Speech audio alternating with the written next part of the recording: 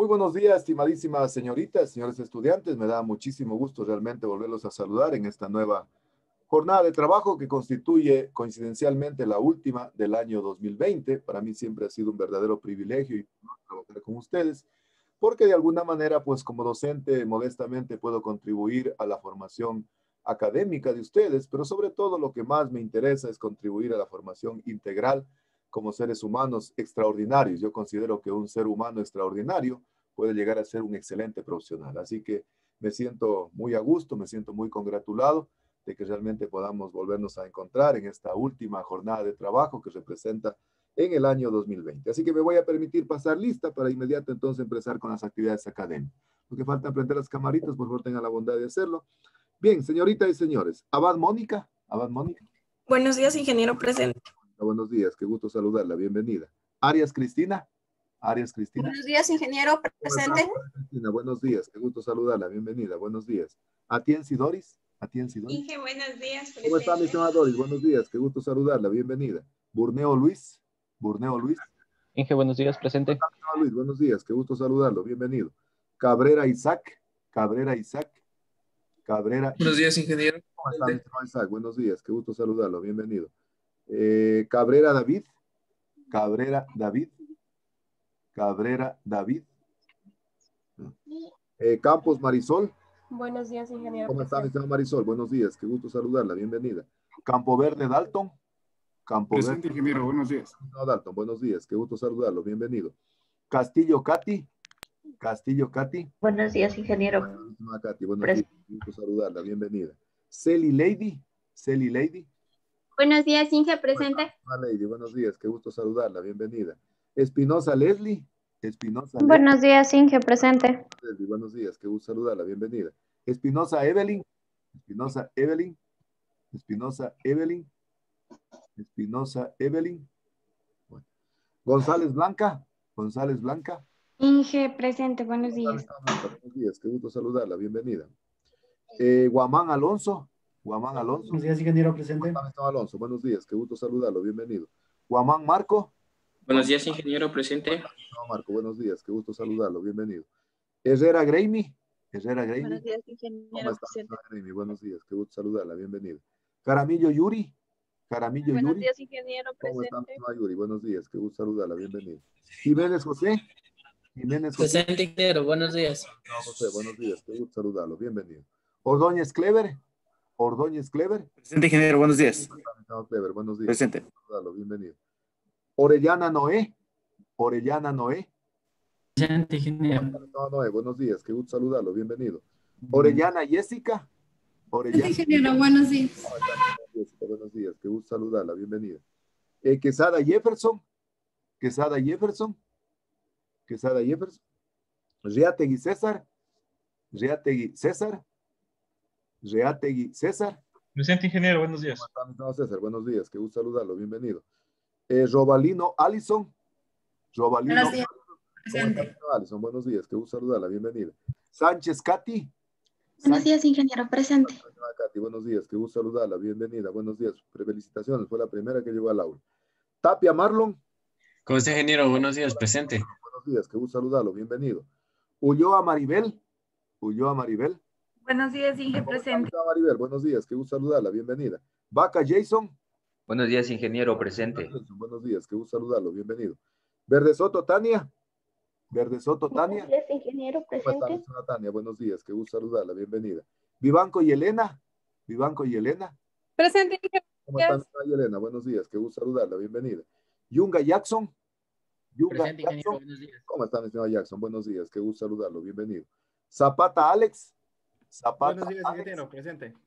¿Cómo está, mi estimado Alex? Buenos días, qué gusto saludarlo, bienvenido. Y finalmente, Shingre William.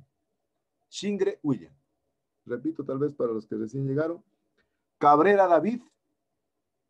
Cabrera David. Cabrera David. Espinosa Evelyn. Espinosa Evelyn. Creo que no tiene internet, ingeniero. Ya, bueno, no hay problema.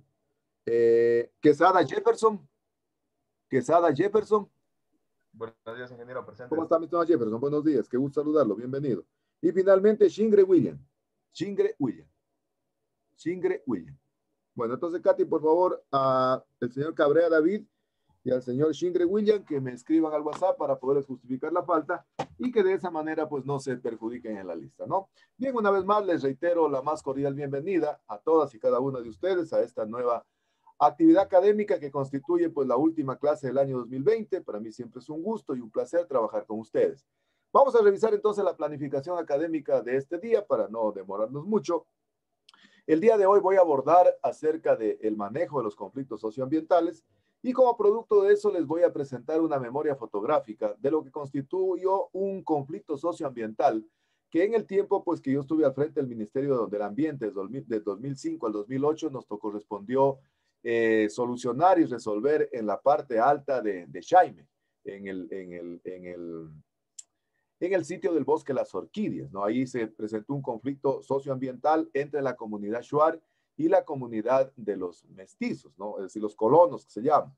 Y como producto de ello, pues se tuvo que trabajar en la resolución de ese conflicto socioambiental y se lo hizo generalmente en la comunidad de Jaime, que es una comunidad Shuar, en donde prácticamente les voy a contar en algunas imágenes lo que se dio en ese conflicto socioambiental y que está directamente relacionado entonces con el manejo de los conflictos socioambientales que vamos a desarrollar el día de hoy. Al final de la presentación va a quedar la tarea, que es la práctica número 3, que tiene que ver con todo el seguimiento que estamos haciendo al conflicto socioambiental en la comunidad, preparándonos entonces para lo que constituye, entonces ya el trabajo de investigación, que va a ser una dramatización del conflicto socioambiental, y de los 5 conflictos socioambientales que estamos analizando, nos vamos a quedar con uno, para con ese entonces trabajar en la última tarea, que viene a ser la 4, antes de hacer la de negociación de proyectos, para poder hacer entonces la presentación mediante una dramatización.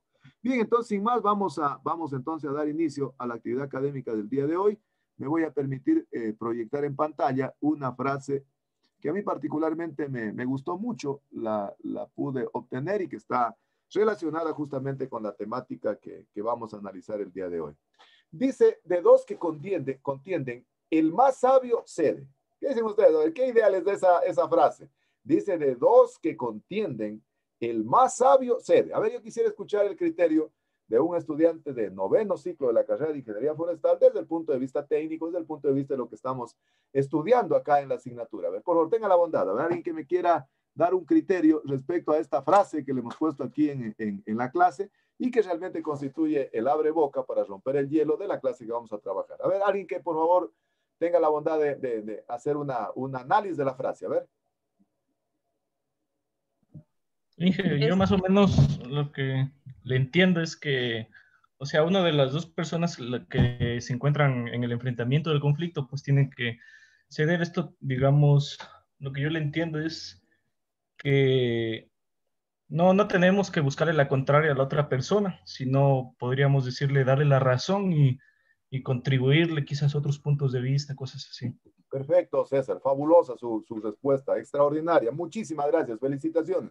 A ver, a una compañera quiero ahorita vuelta. Quiero una compañera que opine respecto a esa frase que están viendo ahí. Recuerden, verán que ustedes ayer justamente tuvimos un grado, un ingeniero, ahorita ya ingeniero forestal, y miren lo que es la situación ahí. Ahí la cuestión toca defenderse ya solito, ¿no? Y ahí es cuando uno saca a relucir todo lo que ha aprendido a lo largo de la formación profesional como ingeniero e ingeniera forestal. Entonces aquí estamos todavía en la etapa en la que podemos opinar sin ningún problema, sin ningún inconveniente, incluso hasta podemos equivocarnos, sin ningún problema. Pero ya en la vida profesional a veces no podemos ser aquello. A ver, alguien más, una compañera estudiante. Yo entiendo como... Muy bien, Gravy, siga nomás, adelante, le estoy escuchando. Yo lo entiendo como que la persona que es más inteligente va a ceder ante la persona que es un poco mediocre. Muy bien, fíjese que ya le puso otro aditamento más relacionado con el talento. Y vamos a ver justamente en la clase del día de hoy lo relacionado al manejo de conflictos socioambientales y que realmente con mucha propiedad han realizado el análisis tanto César como Grammy al final, y Grammy ya le puso incluso la parte de la inteligencia, del talento para poder resolver los conflictos socioambientales. ¿Me confirman si están observando en la pantalla, por favor? ¿Si están observando? Sí, ingeniero. Perfecto. Vamos a ver entonces lo que tiene que ver con el manejo y la negociación de los conflictos socioambientales. A mí siempre me gusta empezar mis clases poniendo la línea base, es decir, para que todos los estudiantes estén en la igualdad de condiciones y podamos entender la temática que estamos conversando. Y coincidencialmente ayer me llamaron de la carrera una docente que está encargada de la unidad de titulación. Me pidió justamente de que para el próximo año, y creo que va a ser a ustedes, verán, les dé una charla sobre algo de conflictos socioambientales, porque sobre eso creo que les van a tomar el examen complexivo.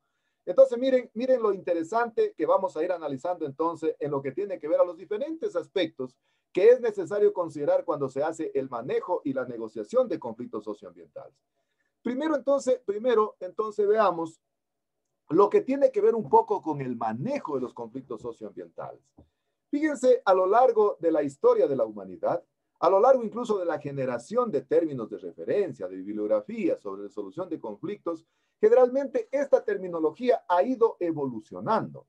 Yo me acuerdo que hace algún tiempo había la tendencia de ganar, perder o perder, ganar. Posteriormente vino una nueva tendencia en la negociación que era el ganar, ganar. Incluso algunos dicen que hay que ir más allá de esa tendencia, del ganar, ganar. Y aquí justamente es necesario contrastar con lo que dijo César, con lo que dijo Graeme, de que aquí entonces juega un papel fundamental el raciocinio. Juega un papel fundamental el talento para poder negociar en ambas partes. Es decir, incluso ya estamos superando a esta filosofía del ganar, ganar para poder realmente hacer la negociación de los conflictos socioambientales. Otra cuestión interesante también que dijo César es de que en todo conflicto socioambiental, en definitiva, como que el uno tiene la razón y el otro no tiene la razón. Es decir, en un conflicto socioambiental existe un balance del poder. Siempre está en tela de discusión el poder. Fíjense que en toda actividad humana, los seres humanos siempre estamos queriendo imponer nuestros criterios, imponer nuestros puntos de vista, porque pensamos que eso nos genera poder. Sin embargo, para poder realmente manejar los conflictos socioambientales, es de fundamental importancia ceder.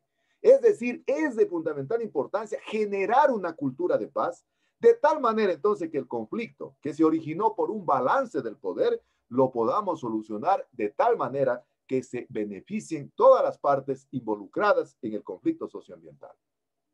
Por lo tanto, analicemos algunas condiciones realmente que es necesario considerar en el manejo de los conflictos socioambientales. Primero, fíjense, es de fundamental importancia que el futuro ingeniero e ingeniera forestal tenga una visión clara, una visión holística de la estructura, cómo están configurados los estados. Generalmente en el estado encontramos lo que normalmente nosotros decimos el gobierno y la sociedad. Y lógicamente el gobierno tiene que garantizar los derechos de la comunidad, tiene que tratar de garantizar la voluntad que tienen las comunidades. Pero los gobernantes están en la obligación también, cuando existe un problema socioambiental, de contribuir a mitigarlo y, si es posible, contribuir a solucionarlo.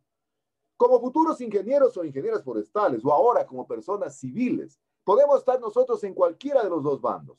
Puede ser que estemos en el bando de la comunidad, en el bando de la ciudadanía, y que por lo tanto nosotros exigimos, así como somos cumplidores de nuestros derechos, de nuestras obligaciones, necesitamos también que desde la otra parte del Estado nos respete nuestros derechos, nuestras obligaciones que tenemos. En esa perspectiva podemos estar en los dos bandos, o puede ser que algún rato ustedes ya estén trabajando, por decirlo, en el Ministerio del Ambiente, en el Senagua, y tienen que estar en la otra orilla. Entonces, como Estado, están en la obligación de contribuir a solucionar los conflictos socioambientales. Es decir, a través de las diferentes actividades que nosotros hacemos en nuestro día a día, en la vida cotidiana, nosotros somos ciudadanos, somos funcionarios, somos miembros, no sé, de una organización, pero todos en definitiva, todos podemos aportar desde nuestra posición, desde nuestra ubicación, desde nuestra condición que tengamos, podemos contribuir a que ese conflicto socioambiental vaya disminuyendo. Es decir, no nos podemos constituir en un detonante más, no podemos meter más leña al fuego para que realmente el conflicto se vuelva más difícil de poderlo solucionar. Es decir, todos de alguna manera en la sociedad estamos en la obligación de contribuir a un manejo pacífico de un conflicto socioambiental. Es decir, para no tener que llegar, qué sé yo, a la violencia. Entonces, es de fundamental importancia dirimir. ¿Qué quiere decir dirimir? Dirimir quiere decir ceder. Dirimir quiere decir poner a consideración mi criterio y dejarlo realmente para que los demás lo puedan examinar. Fíjense, yo me acuerdo que hace algún tiempo, cuando yo estaba en la dirección de la carrera de Ingeniería Forestal, una vez un coordinador de la carrera, antes había el consejo directivo, ¿verdad? Oiga, y puso un oficio, y por eso me acuerdo de esta palabra, dirimir, en el que él realmente era coordinador de una carrera en la facultad. En ese tiempo habían tres carreras. Y él decía, me permito dirimir a la coordinación de la carrera tal y tal. Oiga, tuvieron que buscar el diccionario para saber qué estaba poniendo él. Él, en definitiva, lo que estaba diciendo es que estaba separándose. Estaba realmente puesto a consideración su puesto para que pueda ser analizado. En el conflicto socioambiental es de fundamental importancia, entonces, ceder posiciones para de esa manera poder tener una solución pacífica. Por lo tanto, entonces, hay que superar esa visión de solo consensuar, de solo tener consensos. Yo creo que lo más importante es la participación, primero organizada, primero realmente una participación sentida, concienzuda, de tal manera que podamos construir acuerdos viables, pero sobre todo, miren, yo creo que en la solución de un conflicto socioambiental deben ser realmente conflictos que sean de carácter sustentables. Y para que sean de carácter sustentables, deben ir acompañados también de políticas sustentables. ¿Qué significa aquello? Significa solo que llegamos, por ejemplo, a un consenso, pero resulta ser que el consenso se termina y mañana nuevamente hay un rebrote del conflicto socioambiental. Es decir, no hubieron políticas que permitan dar sustentabilidad a esa solución o a esa mitigación del conflicto socioambiental. Necesitamos que en el manejo del conflicto socioambiental, una condición sine qua non es de que existan políticas que den sustentabilidad, que den seguimiento, es decir, que no vuelva a recrudecer el conflicto socioambiental. Desde esa perspectiva, es de fundamental importancia analizar algunas esferas de intervención para poder realizar el manejo del conflicto socioambiental. Fíjense, nosotros como futuros ingenieros e ingenieras forestales, es de fundamental importancia que el ingeniero, la ingeniera, conozca este tipo de elementos. La ingeniera que ayer me llamaba para pedirme de que el otro ciclo o el otro año, creo que es, les dé un taller sobre la resolución de conflictos, porque dice que se han dado cuenta de que de acuerdo a las encuestas que hacen los egresados, la mayor parte de nuestros graduados, de nuestro producto curricular, en un momento determinado de su profesión, tienen que estar realmente enfrentados a solucionar conflictos socioambientales. Entonces me decía la ingeniera que va incluso a formar parte de ese taller que van a dictar, incluso va a ser parte del banco de preguntas, incluso me dijo que elabore unas preguntas relacionadas entonces con el manejo del conflicto socioambiental. ¿Qué elementos entonces debería considerar el ingeniero, la ingeniera forestal en el manejo del conflicto socioambiental? Primero, partir de una investigación, de un análisis crítico, sistemático, pero serio de la realidad. Es decir, nosotros no podemos realmente lanzarnos al abismo, nosotros no podemos tirar un tiro al aire, sin no conocer previamente la identificación, por ejemplo, del problema central. Recuerden que dijimos que en todo conflicto socioambiental siempre existe un problema central. Es de fundamental importancia identificar el problema central, para en función de eso incluso ver cómo se manifiesta el conflicto ambiental. Y fíjense que en esta parte, en la parte de la manifestación del conflicto socioambiental, es de fundamental importancia considerar la parte cultural. Es decir, para poder entender el manejo de la naturaleza desde el punto de vista de las costumbres que tiene cada comunidad. Miren, por ejemplo, qué sé yo, posiblemente las comunidades ancestrales tienen una tradición desde el punto de vista cultural de cuidar su Pachamama, como ellos dicen. Es decir, están viendo a la naturaleza, están viendo al ambiente como una fuente de vida. Entonces, es de fundamental importancia investigar aquello. O qué tipo de comportamiento tienen frente al tratamiento del ambiente, al tratamiento de la naturaleza, o tienen desde su punto de vista cultural solo dedicados a la extracción, solo de ver a la naturaleza como una mercancía. Entonces, es importante considerar dentro de la investigación ese elemento.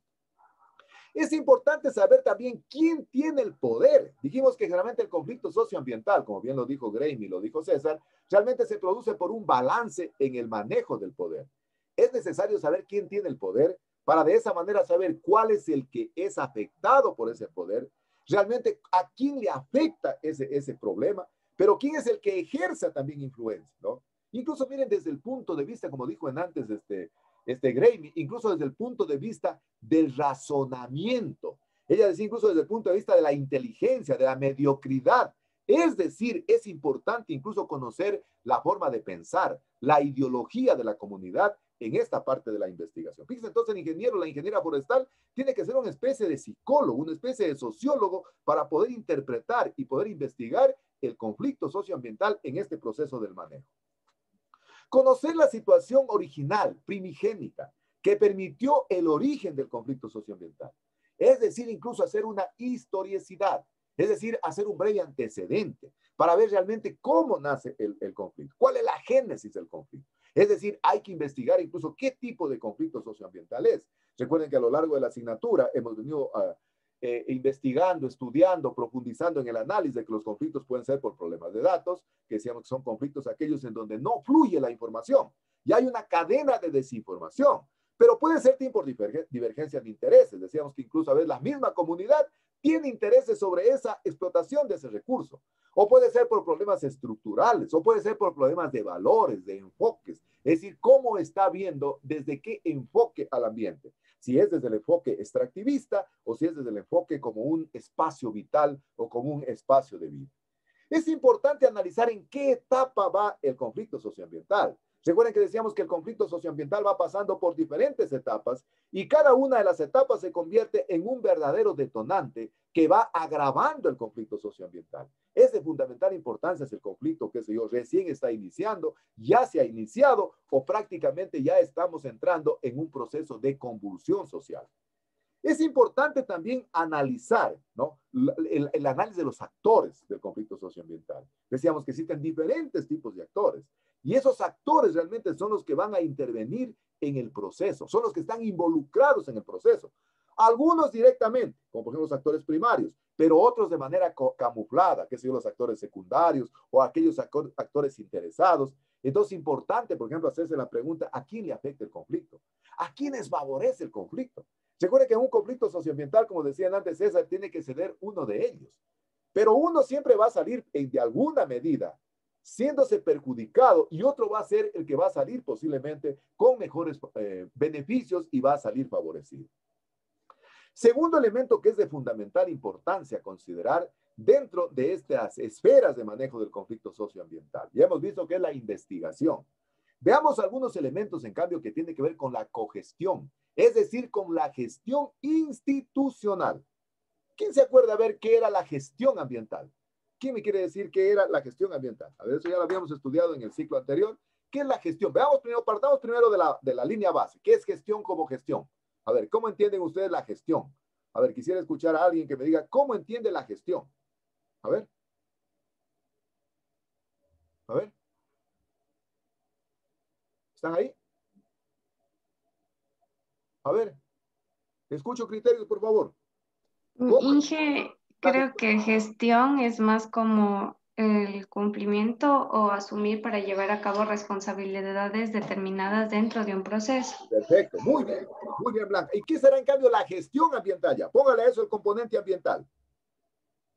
O sea, se hace referencia vuelta al tratado de técnicamente todo lo que tiene que ver el conjunto del ambiente, pero de la misma manera, siendo un proceso sistemático que ayude a la mejor función de este elemento natural. Perfecto. Muy bien, Blanca, la felicito. Extraordinario, fabuloso su comentario. Decíamos que la gestión dice que va de la mano de la responsabilidad. La gestión va de la mano de la capacidad, ¿no es cierto? Es decir, dicen, por ejemplo, este presidente o esta presidenta del curso o este presidente de la junta parroquial tiene una gran capacidad de gestión. Primero, como dice Blanca, tiene responsabilidad. Y segundo, tiene interés. La gestión por la gestión. Pero decíamos que la gestión ambiental ya es encaminada al conjunto de acciones, de estrategias, de políticas, de normas, que las desarrolla. ¿Quién las desarrolla? El Estado o la sociedad civil para cumplir dos objetivos fundamentales.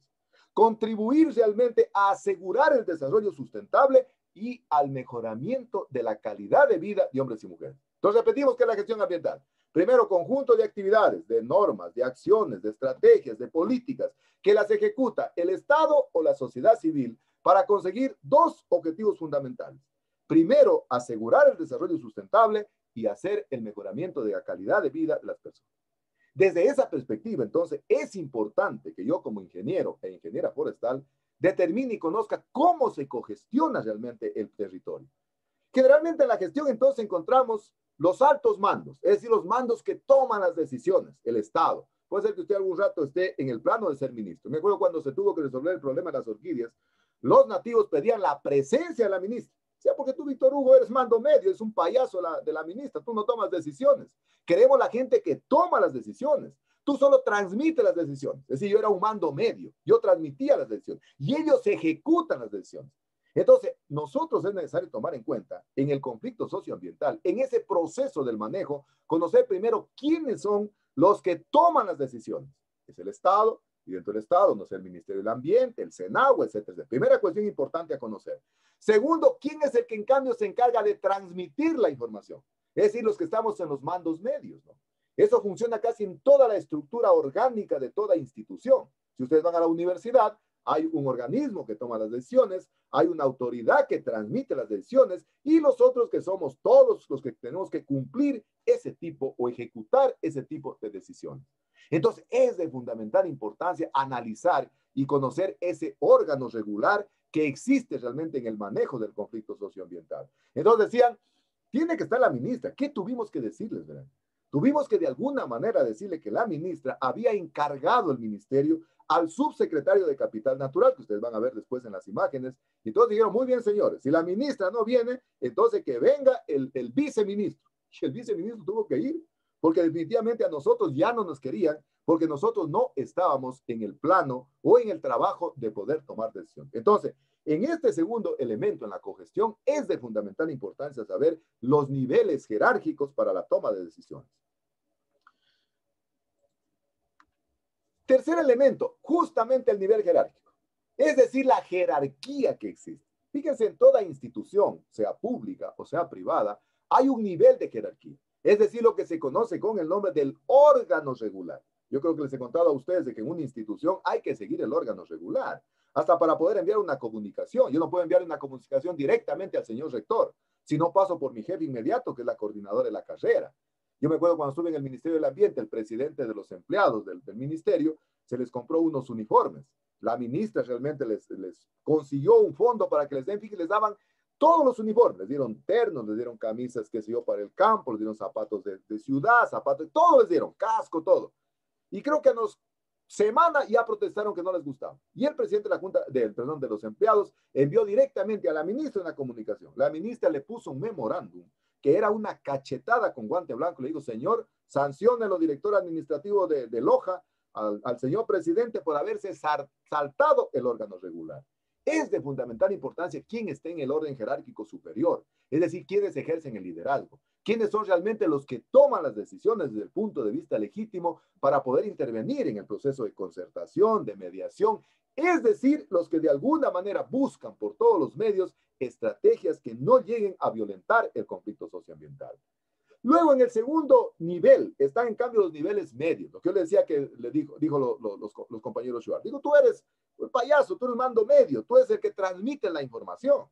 Sin embargo, es de fundamental importancia porque somos los que, el hilo conductor, se puede decir, entre el nivel jerárquico superior y el nivel jerárquico de base. Y en función de aquello se establece realmente el diálogo, mesas de trabajo, capacitación. Es decir, existe un monitoreo. Nosotros incluso hicimos unos talleres, ¿verdad? Que teníamos realmente hilo directo conductor con la comunidad Shuar y los colonos y también con la ministra, para poder informar y realmente cómo iba el tratamiento del conflicto socioambiental. Segundo nivel, entonces, los mandos medios, el nivel jerárquico medio. Y el tercer nivel es el nivel de base. Y eso es de fundamental importancia conocerlo, ¿verdad? Por ejemplo, nosotros trabajamos con el líder Shuar. El líder Shuar era fundamental. Hacía a la gente lo que él planteaba. Si él les decía, señores, saben de que el conflicto está solucionado, la gente aceptaba a pie juntillas aquello. Pero si el líder les decía, saben, señores, que eso no funciona, no funciona, generalmente ellos aceptaban aquello. Es de fundamental importancia realmente conocer cuáles son las personas influyentes, que pueden ser promotores, pueden ser líderes, es decir, para establecer un mecanismo de diálogo, un escenario de diálogo que permita la mediación y la concertación. Fíjense, yo nunca había estudiado, cuando fui estudiante de la carrera de Ingeniería Forestal, resolución de conflictos, nunca. Y cuando fui coordinador de la carrera, pusimos por primera vez una materia que se llamaba resolución de conflictos. Y me acuerdo que en el aula magna, antes los coordinadores de carrera teníamos que exponer en el aula magna el plan curricular y se los ponía en el mes de agosto, más o menos salía de vacaciones, se los ponía ahí y ahí lo aprobaba o lo desaprobaba toda la facultad, ¿verdad? Así era, verán antes. Y me acuerdo cuando vieron la palabra que decía conflictos socioambientales, o sea, solución de conflictos socioambientales, así se llamaba la materia. Me acuerdo que un profesor de agronomía, nunca me de olvidar, que ya hoy está jubilado, dijo, Víctor, ¿pero qué quieres? ¿Que los ingenieros forestales vayan a solucionar los problemas del mercado? Así me dijo, verán. Yo la verdad que no tenía muchos argumentos, no conocía mucho el asunto. Y un compañero que hizo poner la asignatura y que él había venido haciendo un posgrado recién de Costa Rica, tomó la palabra y dijo, compañero, perdóneme con todo el respeto, pero este es un problema recurrente hoy en día. No es un problema para ir a solucionar problemas sociales, estamos hablando de conflictos socioambientales. Y es de fundamental importancia para poder trabajar en las comunidades, identificar a los líderes y de esa manera realmente, incluso es necesario educarlos. Como decían en antes los compañeros, es necesario generar un espacio de concientización, de educación en los líderes, para que ellos realmente puedan constituirse en el hilo conductor entre el nivel jerárquico medio y la comunidad de base.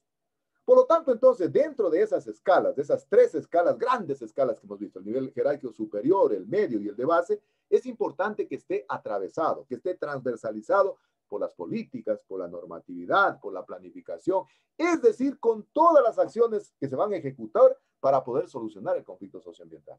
Es decir, no solo podemos hacer que, qué sé yo, la política se quede solo en el nivel jerárquico superior, tiene que atravesar a todos. La normatividad tiene que realmente favorecer a todos. Entonces, ahí estamos interviniendo de mejor manera para poder realmente solucionar el conflicto socioambiental. ¿Qué estrategias es necesario considerar para el manejo del conflicto socioambiental? El día de ayer en el grado que tuvimos, le preguntábamos al hoy ingeniero forestal, decíamos, ¿qué estrategias usted seleccionaría para vender la idea del FAIQUE en la comunidad de Zapotillo? A ver, ¿qué haría usted?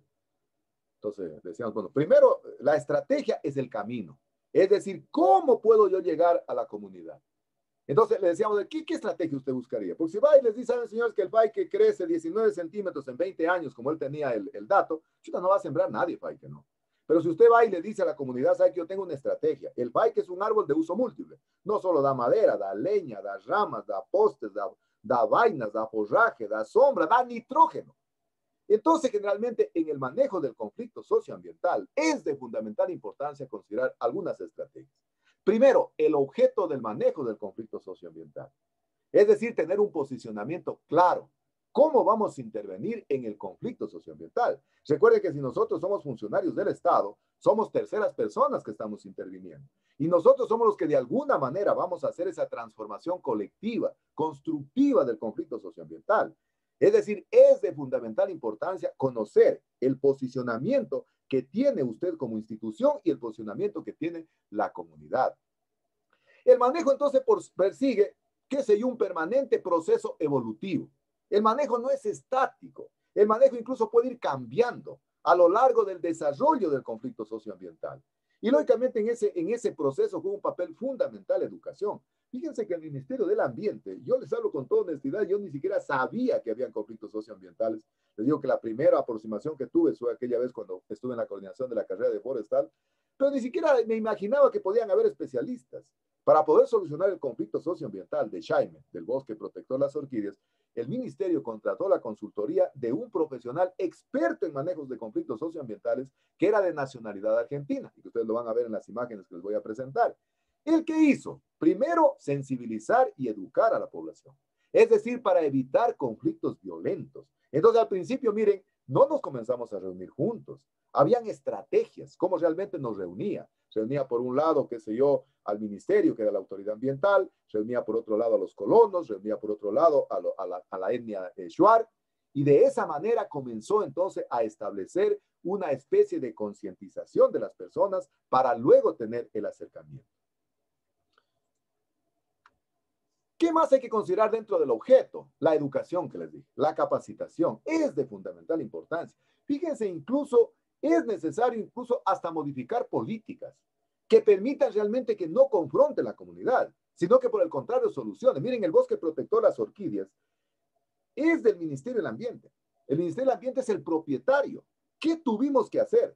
Tuvimos que generar una política para que, sin dejar de pertenecer al ministerio, realmente otorgarles el manejo del bosque. Fíjense.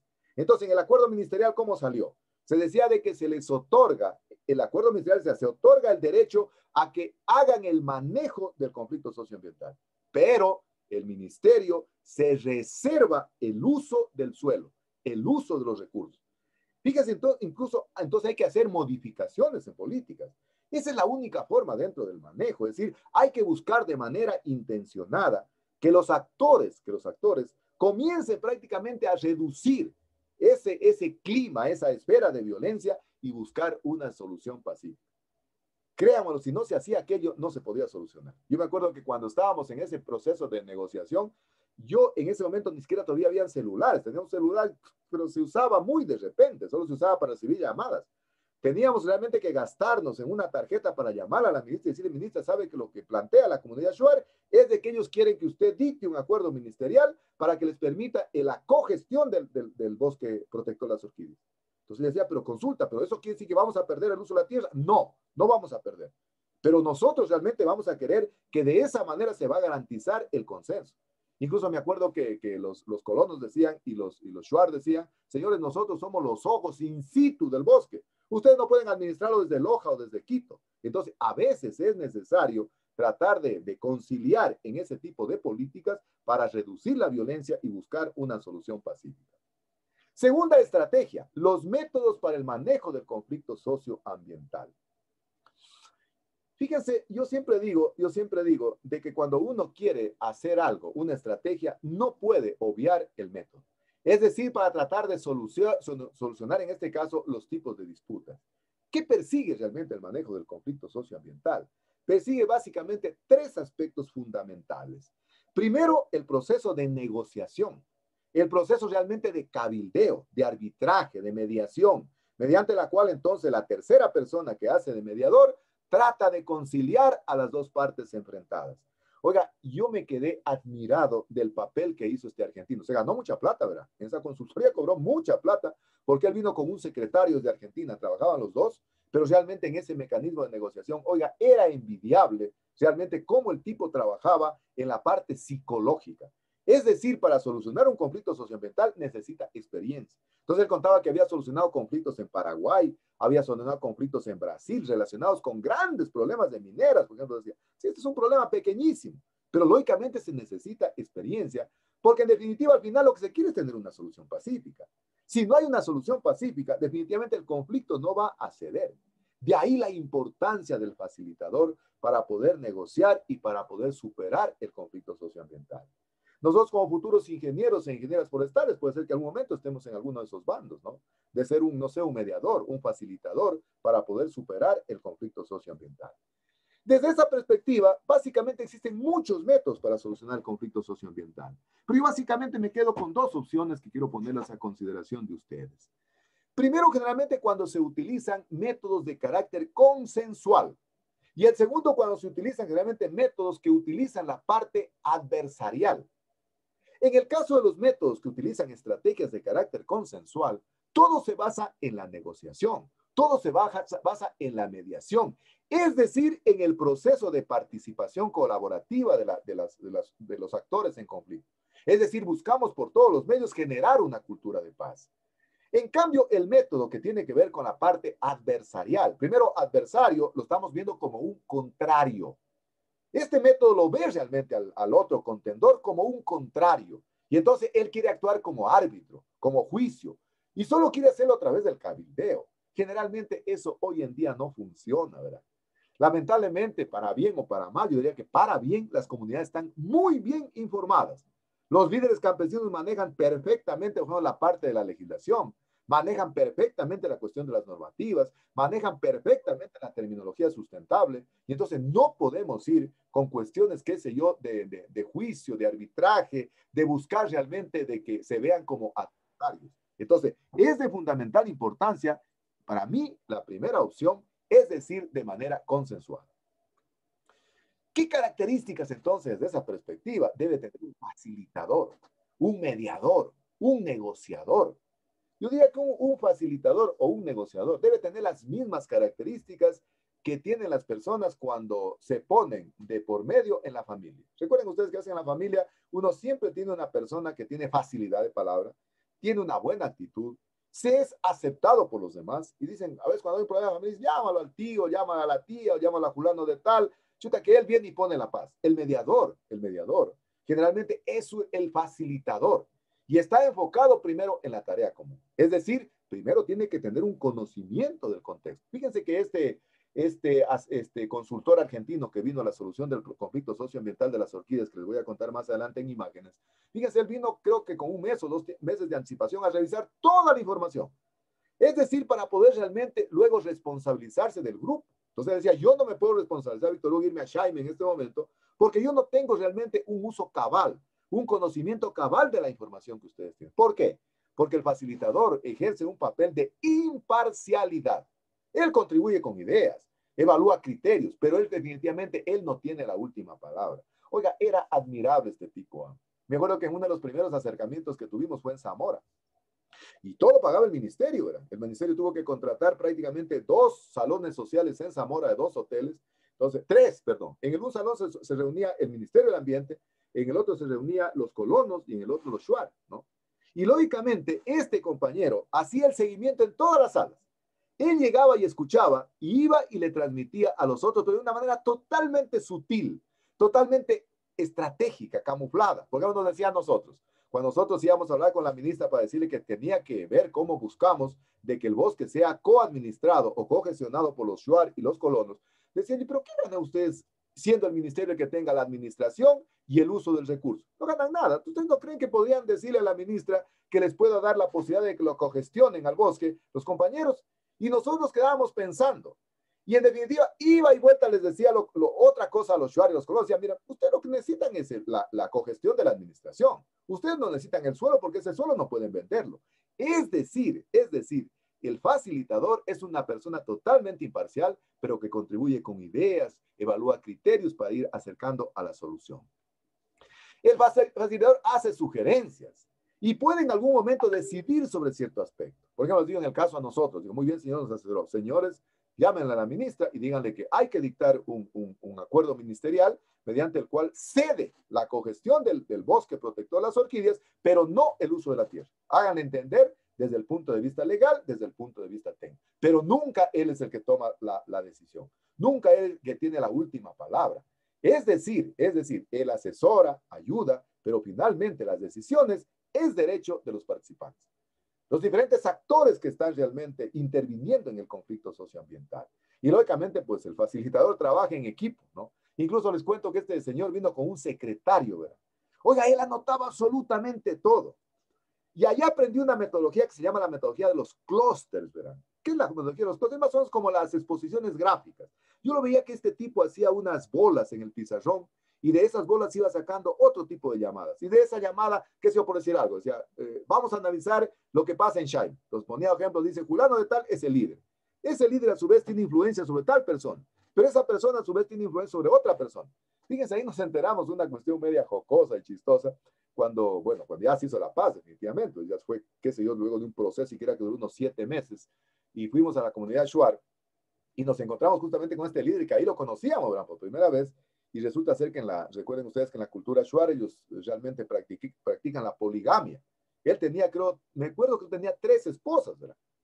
Entonces, este secretario, ¿qué hacía? Iba poniendo con llamadas, tipo clúster, así, iba poniendo toda la información para luego realmente constituirse en una verdadera ayuda a memoria para ir tomando decisiones.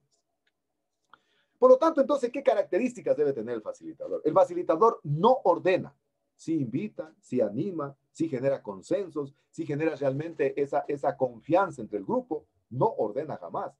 Nunca prejuzga, es decir, nunca está haciendo ya un juicio de valor sobre un grupo, sobre el otro grupo o sobre los grupos en su conjunto. Generalmente está escuchando, está observando el comportamiento que tienen los grupos, los criterios que tienen los grupos. Nunca humilla, nunca humilla. Este argentino ya lo llegaron a querer tanto, ¿verdad? Tanto, tanto. En la comunidad shuar, que van a ver ustedes incluso las manifestaciones de cariño que tuvieron con él y para con nosotros, ¿no? La comunidad shuar. O sea, imagínense, él nunca humillaba, siempre basado en el respeto. Eso es de fundamental importancia. Uno no tiene respuestas para todo. Por eso realmente Mafalda dice, cuando tenía todas las respuestas me salieron más preguntas. Y estoy totalmente de acuerdo con esta frase también que dice García Márquez, que dice que cuando les matan la emoción y el espíritu realmente de proposición, de creatividad de los niños en la escuela. Y él decía, García Márquez decía que su nietita, cuando él todavía no iba a la escuela, dice que iban al jardín y le hacía que pinte una mariposa. Y decía que la mariposa la pintaba como ella la observaba en la práctica. Cuando fue a la escuela, dice, la profesora le mató la imaginación porque le dijo, mira, ¿sabes que esa mariposa no tiene simetría la una ala con la otra? Es decir, se acabaron prácticamente la creatividad. Uno no tiene respuestas para todo. Sí busca, por todos los medios, tratar de conseguir soluciones. ¿Qué ventajas dentro de las estrategias hay en el proceso de negociación de los conflictos socioambientales? Primero tiene que hacerse un manejo democrático. ¿Qué quiere decir la democracia? La democracia quiere decir no lo que pasa en nuestro país, ¿no? Que solo un grupito de minúsculo que están cerca del poder se benefician, sino que tiene que ser plural, tiene que ser para todos. Yo me acuerdo, miren, cuando nació la idea de generar las juntas parroquiales. ¿Por qué se generaron, verdad, las juntas parroquiales, verdad? ¿Cuál fue realmente el espíritu del nacimiento de las juntas parroquiales? De que el poder, de que la democracia esté más cerca del pueblo. Fíjense. Yo me acuerdo tan patente cuando recién se eligió, por ejemplo, el primer presidente de la Junta Parroquial de Malacatos. Nunca me voy a olvidar de aquello. Era un joven que le gustaba mucho el vóley, ¿verdad? Y iba ya a la cancha al vóley. Ya era presidente de la Junta Parroquial. Y la gente ahí en el vóley, usted sabe que en el deporte se tratan chuta a la patada. Entonces, fíjense, la gente tenía la posibilidad de estar cerca del que tomaba las decisiones. Eso es de fundamental importancia. Es decir, en el proceso de negociación, es de fundamental importancia realmente saber quién toma las decisiones para que sean legítimas y sean sobre todo sustentables, ¿no? Sustentables. Tratar de construir acciones colectivas que permitan el diálogo. Si yo genero intereses de carácter colectivo, todos van a poder intervenir. Pero si yo realmente genero intereses de carácter unilateral, es decir, discrimino a un grupo para, qué sé yo, beneficiar al otro, definitivamente se van a retirar la otra parte que contiende. Porque va a decir, saben, señores, que a mí no me están tomando en cuenta. Es decir, tiene que ser integral, tiene que ser integrativa dentro de este proceso de las ventajas. La plena participación. ¿Se acuerdan que el año anterior decíamos, y me acuerdo de Jackson, cuando hablábamos de la participación y de lo participativo? Y decíamos que la participación es la capacidad de no poder tomar decisiones. Es decir, a usted lo invitan, lo hacen que escuche y se va, ¿cierto? Le toman lista, etc. Pero lo participativo, decíamos, yo me acuerdo que Jackson decía, es cuando las personas tienen voz y voto. Es decir, cuando están en la capacidad de poder tomar decisiones. La participación tiene que ser plena. Es decir, en todo el proceso de negociación debe haber una comprensión mutua, una responsabilidad incompartida, ¿no? Es decir, si todos somos parte del problema, todos tenemos que ser parte de la solución. Y por lo tanto, entonces, las responsabilidades tienen que ser compartidas. Tiene que haber una corresponsabilidad entre los diferentes actores. Es decir, así como los hacemos que sean inclusivos, así como los incluimos en las soluciones, también los actores tienen que ser parte también de todo el proceso de negociación. Entonces, esto es de fundamental importancia considerar dentro de las estrategias del manejo de los conflictos socioambientales. Quinta etapa, las etapas por las que pasa el proceso de negociación del conflicto socioambiental. En la literatura, verán, hay una cantidad de información. Yo siempre he tenido que leer y revisar para de alguna manera viabilizar el aprendizaje de mis estudiantes. Es decir, para que de alguna manera nos quedemos con una idea en común. Ahora, si después alguien quiere revisar, no hay ningún problema, ¿no es cierto? En el proceso de negociación de un conflicto socioambiental, generalmente existen una cantidad de características, una cantidad de connotaciones que son de carácter cultural, que son de carácter económico, que son de carácter social, pero que sobre todo son de carácter del poder. Sin embargo, con lo que yo más pude realmente hacer una síntesis es de que en la negociación del conflicto socioambiental se pasan por 4 etapas. Se pasa por una etapa 1, que es la evaluación inicial de la situación. La segunda etapa, que es en cambio el diseño de las estrategias. Yo siempre digo que en la planificación estratégica, el qué no puede vivir sin el cómo. Es decir, el qué, la estrategia, qué hacer, tiene que tener un plan de acción. Ese plan de acción se materializa para hacer efectivo el cómo. La tercera etapa, en cambio, es la conducción del proceso de negociación y facilitación. Y la cuarta es la implementación y el monitoreo de los acuerdos a los que se llega. Vamos a ir haciendo el análisis de cada una de las características que debe reunir cada una de estas etapas. Veamos la etapa 1, la evaluación inicial de la situación. En esta etapa, los objetivos que persigue, primero lo que dijimos antes, en base a la investigación, tener una información completa de los actores, de los problemas que originaron la controversia, a través de entrevistas, a través de análisis documentales, a través de fichas, a través, qué sé yo, de conversaciones con la comunidad y las autoridades, es decir, tener una información de los dos bandos. Yo no puedo quedarme solo con la información de un solo bando, porque realmente puede producirse una discriminación, puede producirse un sesgo hacia un grupo.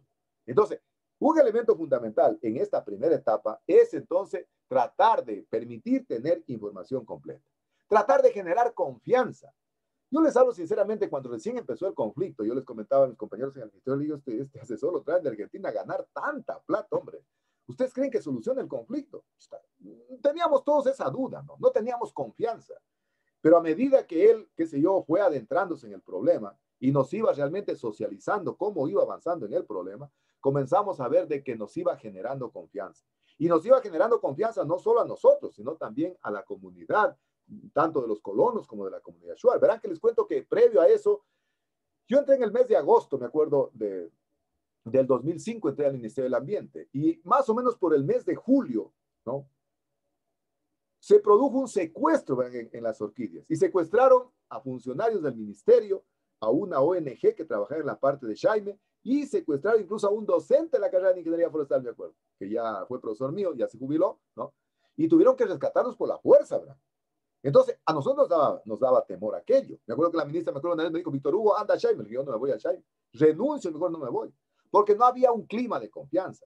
Entonces, hay que tratar de generar realmente un clima de confianza, tener realmente pertinencia para poder involucrarlos a todos los actores. Es decir, no puede realmente uno tener un sesgo, o ya sea solo con los colonos, o ya sea solo con los shuar en este caso, sino que hay que tratar de generar un clima que los involucre absolutamente a todos. Entonces, la etapa 1. ¿Qué pasa en la etapa 2? La etapa 2, ya hemos analizado la primera etapa, se puede decir la línea base, el estudio del terreno, la exploración del terreno. Viene la segunda etapa, que ya son las estrategias, el diseño de las estrategias. Yo les decía a ustedes de que en planificación estratégica, el qué no puede vivir sin el cómo. Es de fundamental importancia. Entonces, primero, en base al problema, construir de manera participativa una propuesta, pero sin generar polarización en la vida. ¿Qué es la polarización? Irse a los extremos. Es decir, o favorecer mucho al uno o generalmente desfavorecer al otro. Es decir, tiene que haber un equilibrio. Eso significa entonces que hay que generar metas y hay que generar un plan de acción. Ustedes creo que ya estudiaron ordenación forestal. En la ordenación forestal generalmente se elabora un plan de manejo y luego hay que elaborar un plan de acción. El plan de acción es el plan de trabajo. Es decir, cómo se van a articular las actividades que se tienen en la propuesta del plan de manejo, cómo se articulan a la práctica. En este caso funciona de manera similar. Yo ya sé qué hacer. Ahora voy a ver cómo articulo ese plan de acción o de trabajo en la práctica. Y lógicamente eso es de fundamental importancia para la toma de decisiones, tratar de tener consensos. Es decir, tratar de que la gente vaya cediendo poco a poco a medida que vamos realmente analizando sus intereses, sus necesidades que tiene cada una de las comunidades. Y para eso, lógicamente, hay que dictar reglas claras del juego. ¿Cuáles eran las reglas claras del juego que dictaron cuando nos unieron por primera vez, verán? A los tres grupos realmente que estábamos enfrentados. Me acuerdo que fue un hotel de Zamora, me acuerdo. Puso reglas claras del juego este consultor que era un argentino. Primero dijo, señores, primero, imposible anotar. Nadie me escribe absolutamente nada. Nadie me escribe absolutamente nada. Segundo, nadie me tiene nada, ningún objeto sobre la mesa. Nadie conversa con su compañero vecino. Es decir, hay que poner incluso algunas reglas de comportamiento para de esa manera entonces tener el consenso de la comunidad. Incluso se invitaban a medios de comunicación, ¿verdad? Para que de manera transparente, porque un medio tiempo puede desinformar, ¿verdad? La mayor parte de la prensa, a veces que es amarilla, desinforma. ¿Y por qué el problema era recurrente en Zamora, verdad? Porque ya se había presentado el problema del secuestro. Entonces los periodistas estaban pendientes de aquello. Entonces hay que tratar de organizar de mejor manera los mecanismos de transmisión de la información. De tal manera entonces convocarlos a todos los actores. Fíjense, por ejemplo, yo me acuerdo que cuando se comenzó a analizar, algunos colonos, por ejemplo, se sentían discriminados porque no los habían invitado. Entonces, tuvo que invitarse y hacerse una convocatoria amplia a todos los actores sociales para que puedan participar, incluso hasta del gobierno, ¿verdad? Participó el alcalde de Guaycimi, participó una concejal, que ustedes van a ver incluso que sube a la parte alta de Jaime. El gobernador es de fundamental importancia. Creo que en ese tiempo estaba el doctor José Paqui, que es de la comunidad Saraguro, participó también. Es de fundamental importancia entonces contar con la participación de todos los actores sociales. Tercera etapa, ya es la conducción en el proceso de negociación o facilitación. Fíjense qué interesante que yo hubiera conocido esto, aquello en esa oportunidad. O sea, cada una de esas etapas que yo les estoy contando, fuimos viviendo nosotros en la práctica. Es decir, ya cuando se comienza a implementar el plan de acción. Entonces dijo este asesor, dijo, muy bien, señores, ahora sí, vamos implementando el plan de acción que ustedes han definido. Primero, el ministerio se compromete entonces a cambiar el acuerdo ministerial, que diga que permite la cogestión, ¿no?, del bosque protector de las orquídeas y que se reserva el uso del suelo. Entonces, es de fundamental importancia técnicas de facilitación. Realmente la facilitación es de fundamental importancia para poder lograr consensos, ¿verdad? Es decir, incluso para involucrar a todas las personas, no solo en el qué, en el cómo, en el qué hacer. Y fíjense, cuando la gente realmente logra tener ese tipo de diálogo directo, ¿no? Fíjense que, por ejemplo, los compañeros Shoah, ellos no tratan bueno, posiblemente Alison me dé la razón, ella está más cerca de allá. Ellos tutean a todo el mundo. Me acuerdo cuando vino el viceministro, nosotros con qué atención que lo recibíamos en Catamayo, chuta, nos fuimos una delegación a recibirlo, incluso me acuerdo que después una rueda de prensa en la gobernación, bueno, una cantidad de protocolos que le hicieron. Total, cuando llegamos a Jaime, ya lo presentamos, dice el viceministro, su nombre era Alfredo, dijo, hola Alfredo, le dijeron toditos. Entonces, a veces es importante involucrar a todos para que de esa manera puedan interactuar, no solo en el qué, sino también en el cómo. Y viene la cuarta etapa, que ya es la implementación y el monitoreo de los acuerdos. Fíjense, ese conflicto se solucionó, ya van a ver ustedes la fecha ahí, en el 2006. En el 2006 se solucionó el conflicto. Yo estuve en el ministerio del 2005 al 2008. Fíjense, estamos ya hoy, 2020, ha pasado 14 años, y el conflicto prácticamente cesó. ¿Pero por qué? Porque el ministerio cedió posiciones, porque al principio la ministra estaba muy recia en no querer ceder. Digo, no, señores, ¿cómo vamos a entregarle la cogestión? La cogestión toda la vida la ha hecho el ministerio. Es parte del patrimonio de áreas naturales del Estado. No se puede hacer aquello. Pero para poder llegar a este tipo ya de acuerdos, es importante hacer algunas preguntas. ¿Quién va a solucionar? ¿Cómo se lo va a hacer? ¿Cuándo? Y aquí viene la más importante. ¿Con Kushke? ¿Con cuántos recursos hay?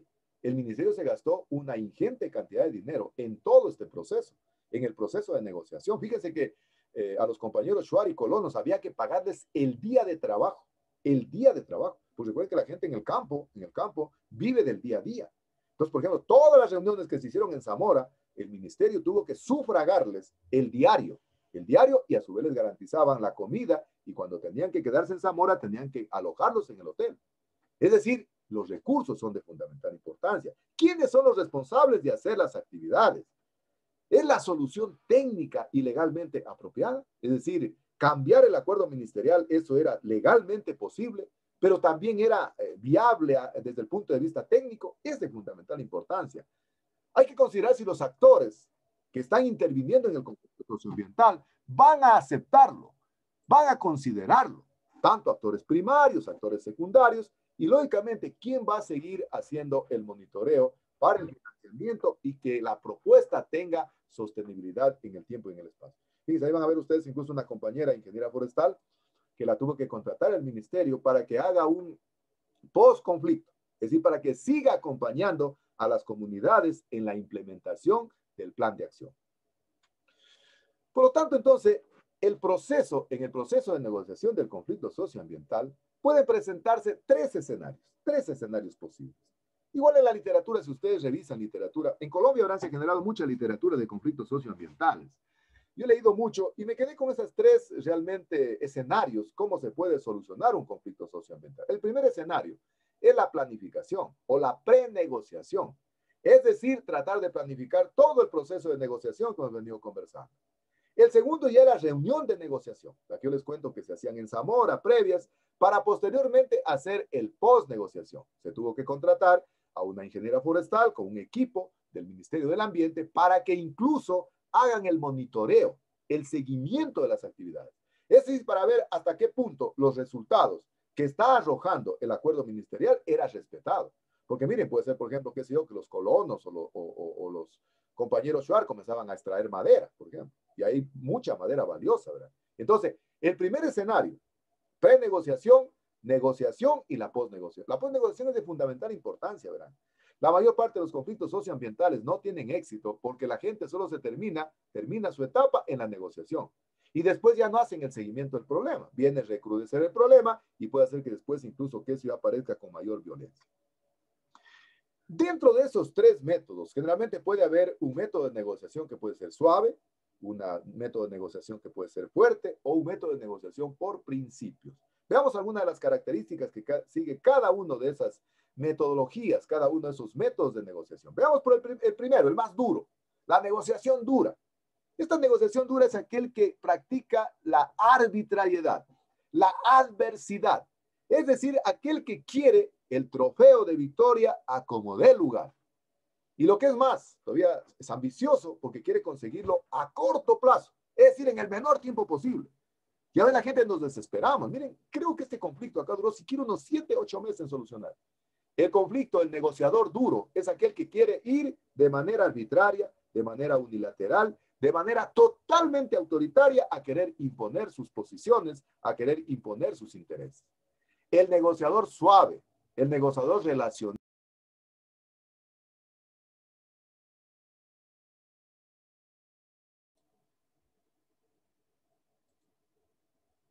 Espérenme un segundito. Por favor, ¿me confirman si están observando?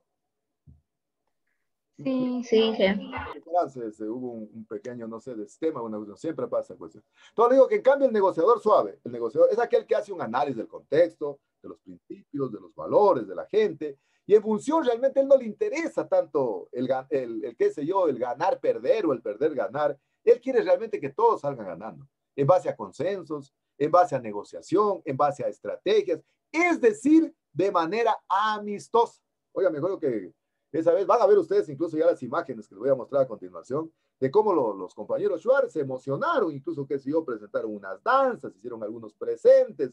Es decir, este negociador es el negociador que se maneja en función de la relación ganar-ganar. En cambio, el negociador por principios es el que es totalmente legal, ¿no? Es decir, es aquel que se va por la legalidad, es aquel que realmente se va por los postulados, por los objetivos, no quiere salirse de esa compostura, no quiere salirse de esa estructura, es decir, como hasta cierto punto él respeta estrictamente la ley. Y a veces, para solucionar un conflicto hay que ceder. Como decían antes en la frase introductoria, ¿no? De las dos personas que están en la contienda, generalmente uno o el más inteligente, como decía Gramsci, es el que cede. Entonces, el tercer negociador, en cambio, es el negociador que para él todo en base a la legalidad, todo en base a la legalidad, todo en base a principios, todo en base a postulados. Desde esa perspectiva, vamos a hacer un análisis comparativo, es decir, tanto en las estrategias tradicionales para el manejo de los conflictos socioambientales como en las estrategias consensuadas. Vamos a ir viendo y haciendo un análisis comparativo. Aquí puse un parangón para que ustedes más o menos tengan algunas ideas también que les podría servir en su momento como futuros ingenieros e ingenieras forestales. Veamos los métodos de solución tradicionales y los métodos de negociación, en cambio, consensuados. Los tradicionales generalmente asumen los resultados solo, qué sé yo, del ganar-perder. Es decir, no les interesa mucho aquello. Incluso como son del Estado, dicen, el Estado es el que sale perdiendo, ¿no? En cambio, el consensuado es el que busca la relación ganar-ganar y que todos, de alguna manera, todas las partes estén involucradas, tanto en el problema como en la solución. Miren la diferencia que hay. Entonces, la relación tradicional ganar-perder frente a la relación ganar-ganar. Establecer y defender posiciones, nomás quiere el tradicional. Es decir, quiere hacer respetar su autoridad, como no sé, como Ministerio del Ambiente, como Senagua. En cambio, acá busca explorar los valores, busca explorar los intereses, busca explorar las necesidades, busca explorar la cultura, ¿no? Es decir, incluso cuál es el comportamiento que tiene desde el punto de vista cultural la población en el manejo del bosque. Está centrado en el pasado y en el presente. Es decir, únicamente le interesa el análisis del pasado y el presente. En cambio, acá le interesa atender de manera integral el pasado, el presente, pero sobre todo proyectarse hacia el futuro. Y si se proyecta hacia el futuro, usted le va a dar sostenibilidad a la propuesta de negociación. De tal manera que no resulte que usted se acaba de ir el negociador y resulta ser que a la semana ya nuevamente surge el problema. Entonces, en los procesos consensuados se busca realmente una propuesta que sea consensuada, que sea sustentable en el futuro.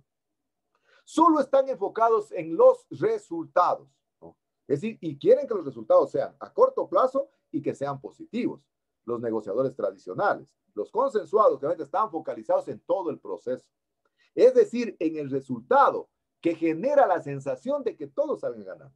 Oiga, yo les digo sinceramente, créanme lo que este proceso que se vivió en Jaime, a mí me dejó profundas enseñanzas, verán, como docente, como persona, como profesional. Fíjense que incluso fue tan consensuada la participación, que incluso los Shuar habían preparado hasta una comida clásica de ellos, ¿verdad? Clásica, que tuvimos que comérnosla, porque era a base de los animales que ellos cazan.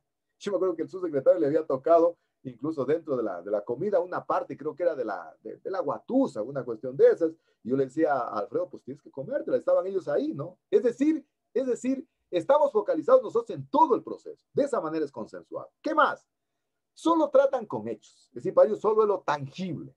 En cambio, el consensuado busca otro tipo de cuestiones que están en el imaginario, que están en la cultura, que están en el día a día. Es importante realmente tener las percepciones de la gente. Fíjense, eso es un grave problema que tenemos los técnicos, ¿verdad? A veces nosotros solo estudiamos la parte tangible. Por eso, miren, yo en proyectos de investigación quise empezar analizando algunos elementos que son de fundamental importancia desde el punto de vista filosófico, ¿verdad?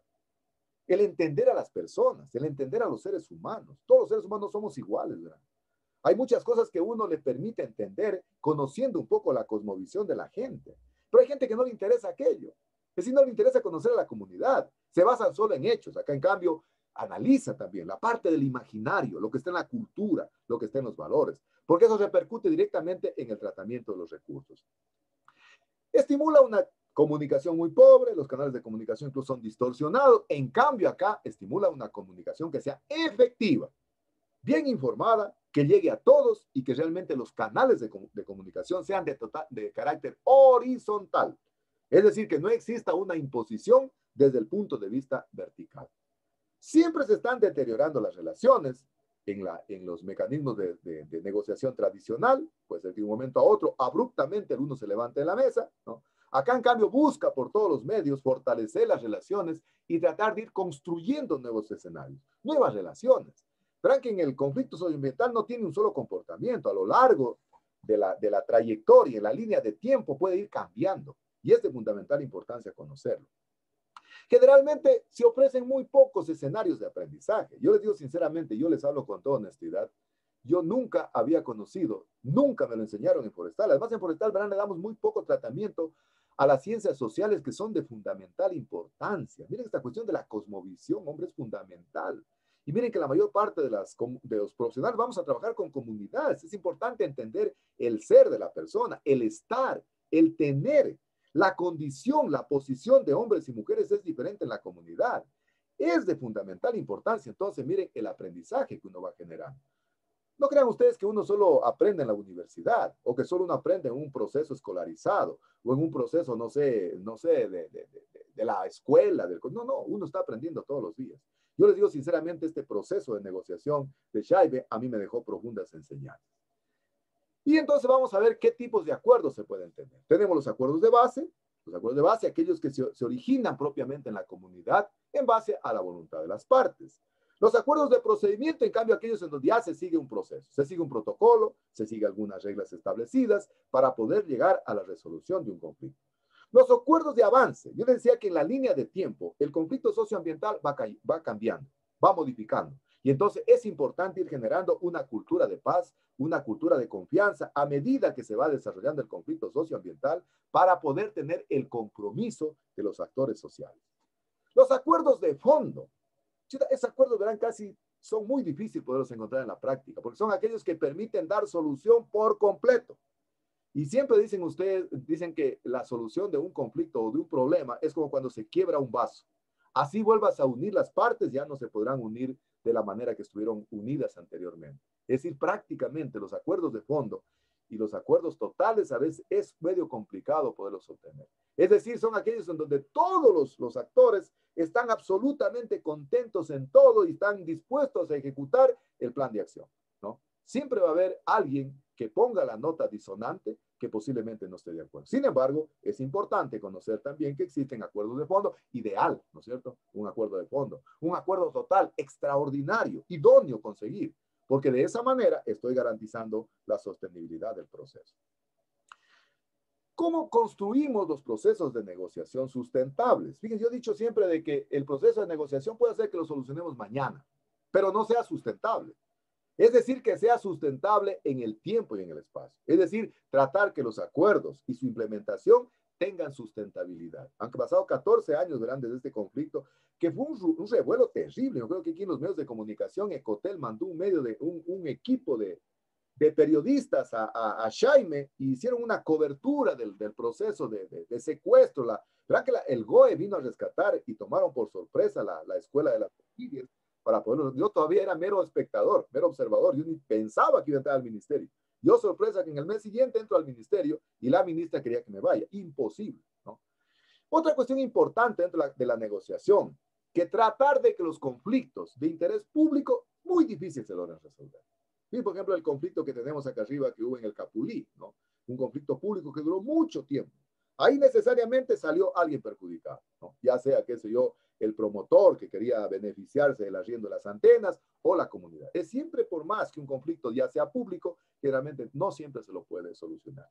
Y la otra, si el conflicto socioambiental va cambiando en la línea de tiempo, en la historicidad, también tienen que ir cambiando los acuerdos, incluso para ir involucrando a otros actores y darle sostenibilidad y alcanzar, pues, lógicamente, la solución del conflicto socioambiental. Es decir, no podemos quedarnos nosotros con el acuerdo primigénito, con el acuerdo original, porque posiblemente le vayamos teniendo que hacer algunas modificaciones. Yo me acuerdo en la primera conversación que tuvimos con este asesor, le decíamos, pero sabe que nosotros queremos quedarnos con la administración del bosque.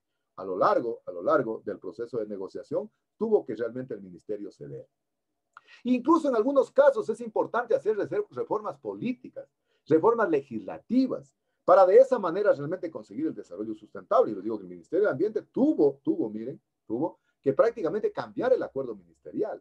Es decir, es de fundamental importancia, por ejemplo, garantizarle a las comunidades la gobernabilidad de la tierra.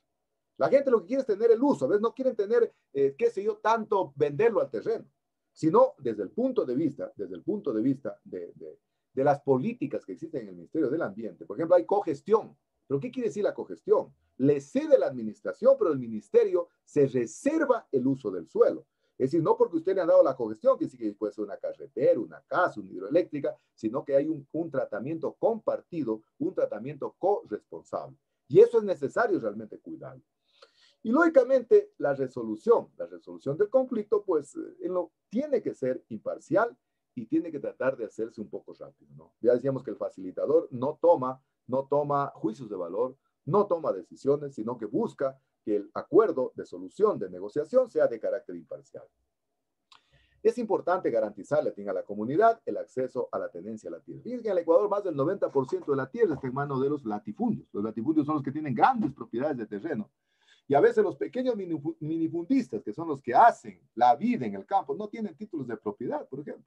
Entonces, a veces el Estado tendría que modificar sus políticas, sus leyes, para de alguna manera también buscar el acceso, el control, pero sobre todo la titularidad, por ejemplo, en las tierras. Y lógicamente, en la facilitación hay que tratar de propiciar la concienciación, la educación de los actores involucrados, ¿no? Yo pienso que en este proceso que se dio en Jaime, yo creo que lo que más nos hizo fue, primero, empaparnos de que había una bibliografía sobre conflictos socioambientales, de que los conflictos socioambientales era algo que tenía ciencia, que había términos de referencia, pero sobre todo la concienciación en la importancia de conservar los recursos naturales. Y lógicamente, nosotros como futuros ingenieros e ingenieras forestales, es de fundamental importancia conocer el modelo de desarrollo que se desenvuelve en nuestro país. Yo siempre digo que el modelo de desarrollo nuestro es inequitativo, porque es un modelo de desarrollo que privilegia el extractivismo. Miren todos los problemas que estamos teniendo ahorita, ¿no?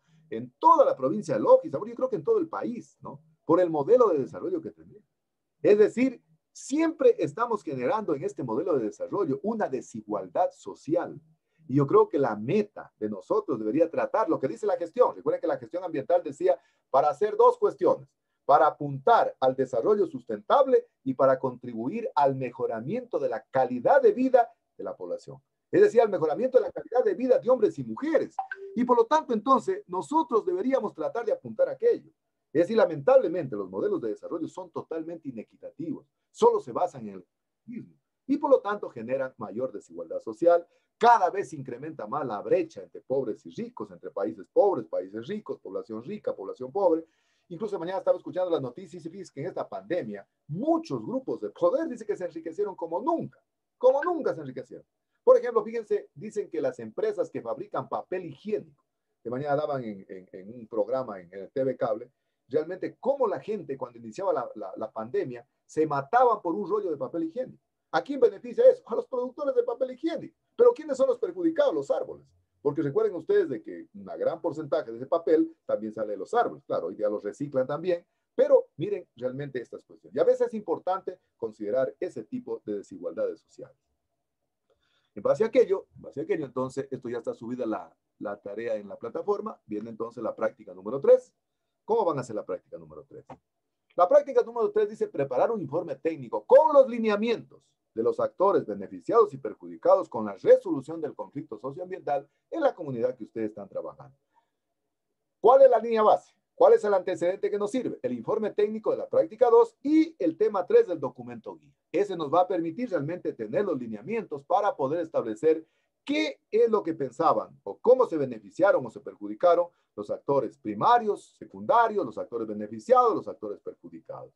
Es decir, vamos a tomar como base para poder hacer esta práctica, vamos a tomar entonces la práctica número 2 que hicimos y en función de aquello entonces vamos a poner los lineamientos de los actores beneficiados y perjudicados. Lógicamente cada vez tenemos que ir mejorando un poco más la redacción, ¿verdad? Poniendo un pequeño antecedente, una pequeña introducción, unos pequeños objetivos, tal vez un pequeño marco teórico, un desarrollo del problema y luego sí entonces los lineamientos en virtud de cómo los afectaron a los beneficiarios en base a todo lo que hemos estudiado, cómo ha sido el proceso de negociación, los afectó en su parte económica, en su parte social, en su parte cultural, en su parte ambiental. ¿Estamos? ¿Está claro? ¿Sí está clara la tarea, por favor? Sí. Muy bien. Y voy a exponerles en unas imágenes lo que se dio entonces en Jaime.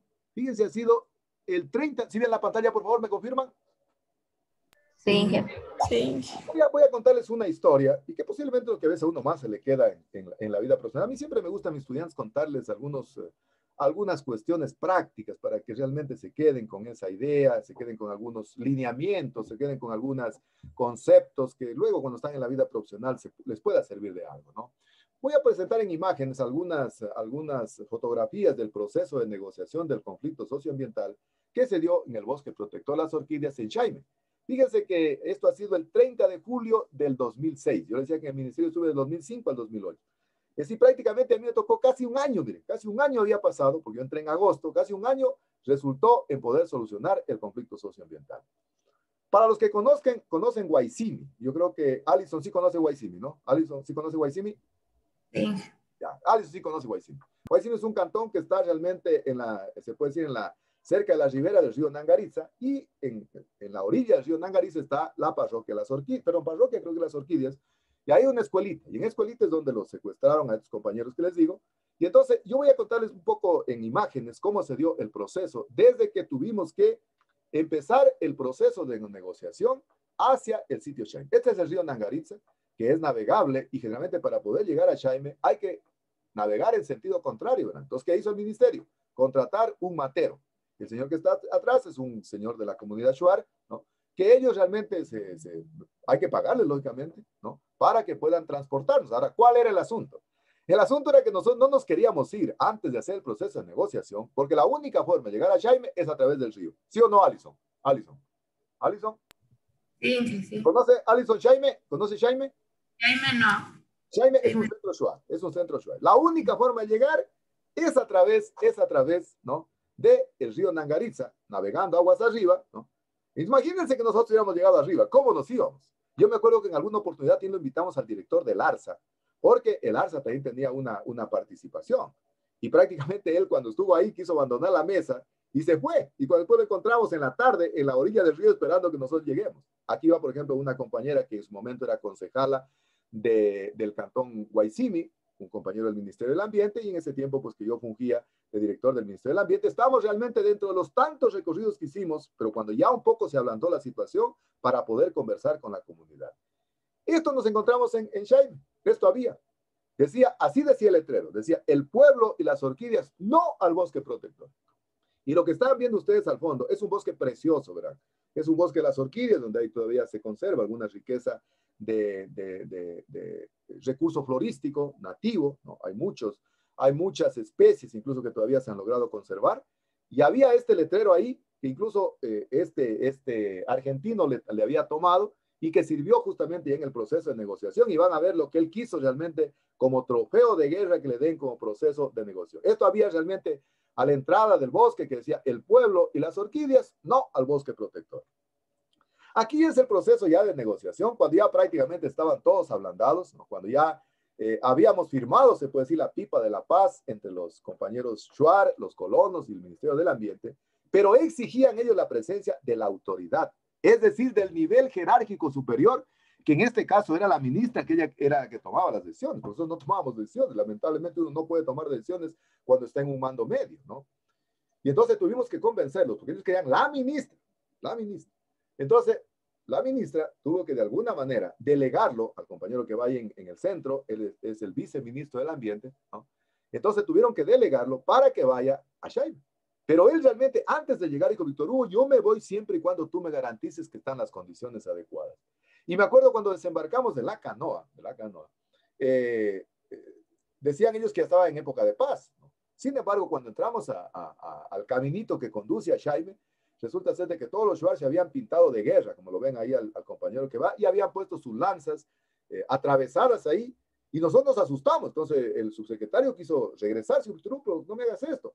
Y vino el dirigente y dijo, no, señores, ese es un saludo de paz que tenemos nosotros hacia las autoridades. Entonces ahí tenemos al subsecretario que está llegando, luego la bienvenida por el jefe realmente de la comunidad, ahí está el señor viceministro que venía prácticamente a solucionar, y aquí es cuando les digo que nosotros con un tremendo protocolo recibiéndolo en Catamayo, luego la rueda de prensa en la gobernación de Loja, y resulta ser que el compañero Schweiker está ahí, dice, hola Alfredo, ¿cómo te va? O sea, como hablo conocido toda la vida, porque así son las cosas, ¿no? Ya ve la gente, si no conoce esa parte cultural, lo que yo les digo es el imaginario, ¿verdad? Créanme lo que en la carrera nos está faltando eso, ¿verdad? Nos está faltando un poco la cuestión sociológica, y eso es de fundamental importancia. Créanmelo sinceramente, estimadísimas señoritas, señores estudiantes, con ese cariño inmenso que les tengo a ustedes, en la vida profesional, ¿verdad? Uno tiene que entender a la gente.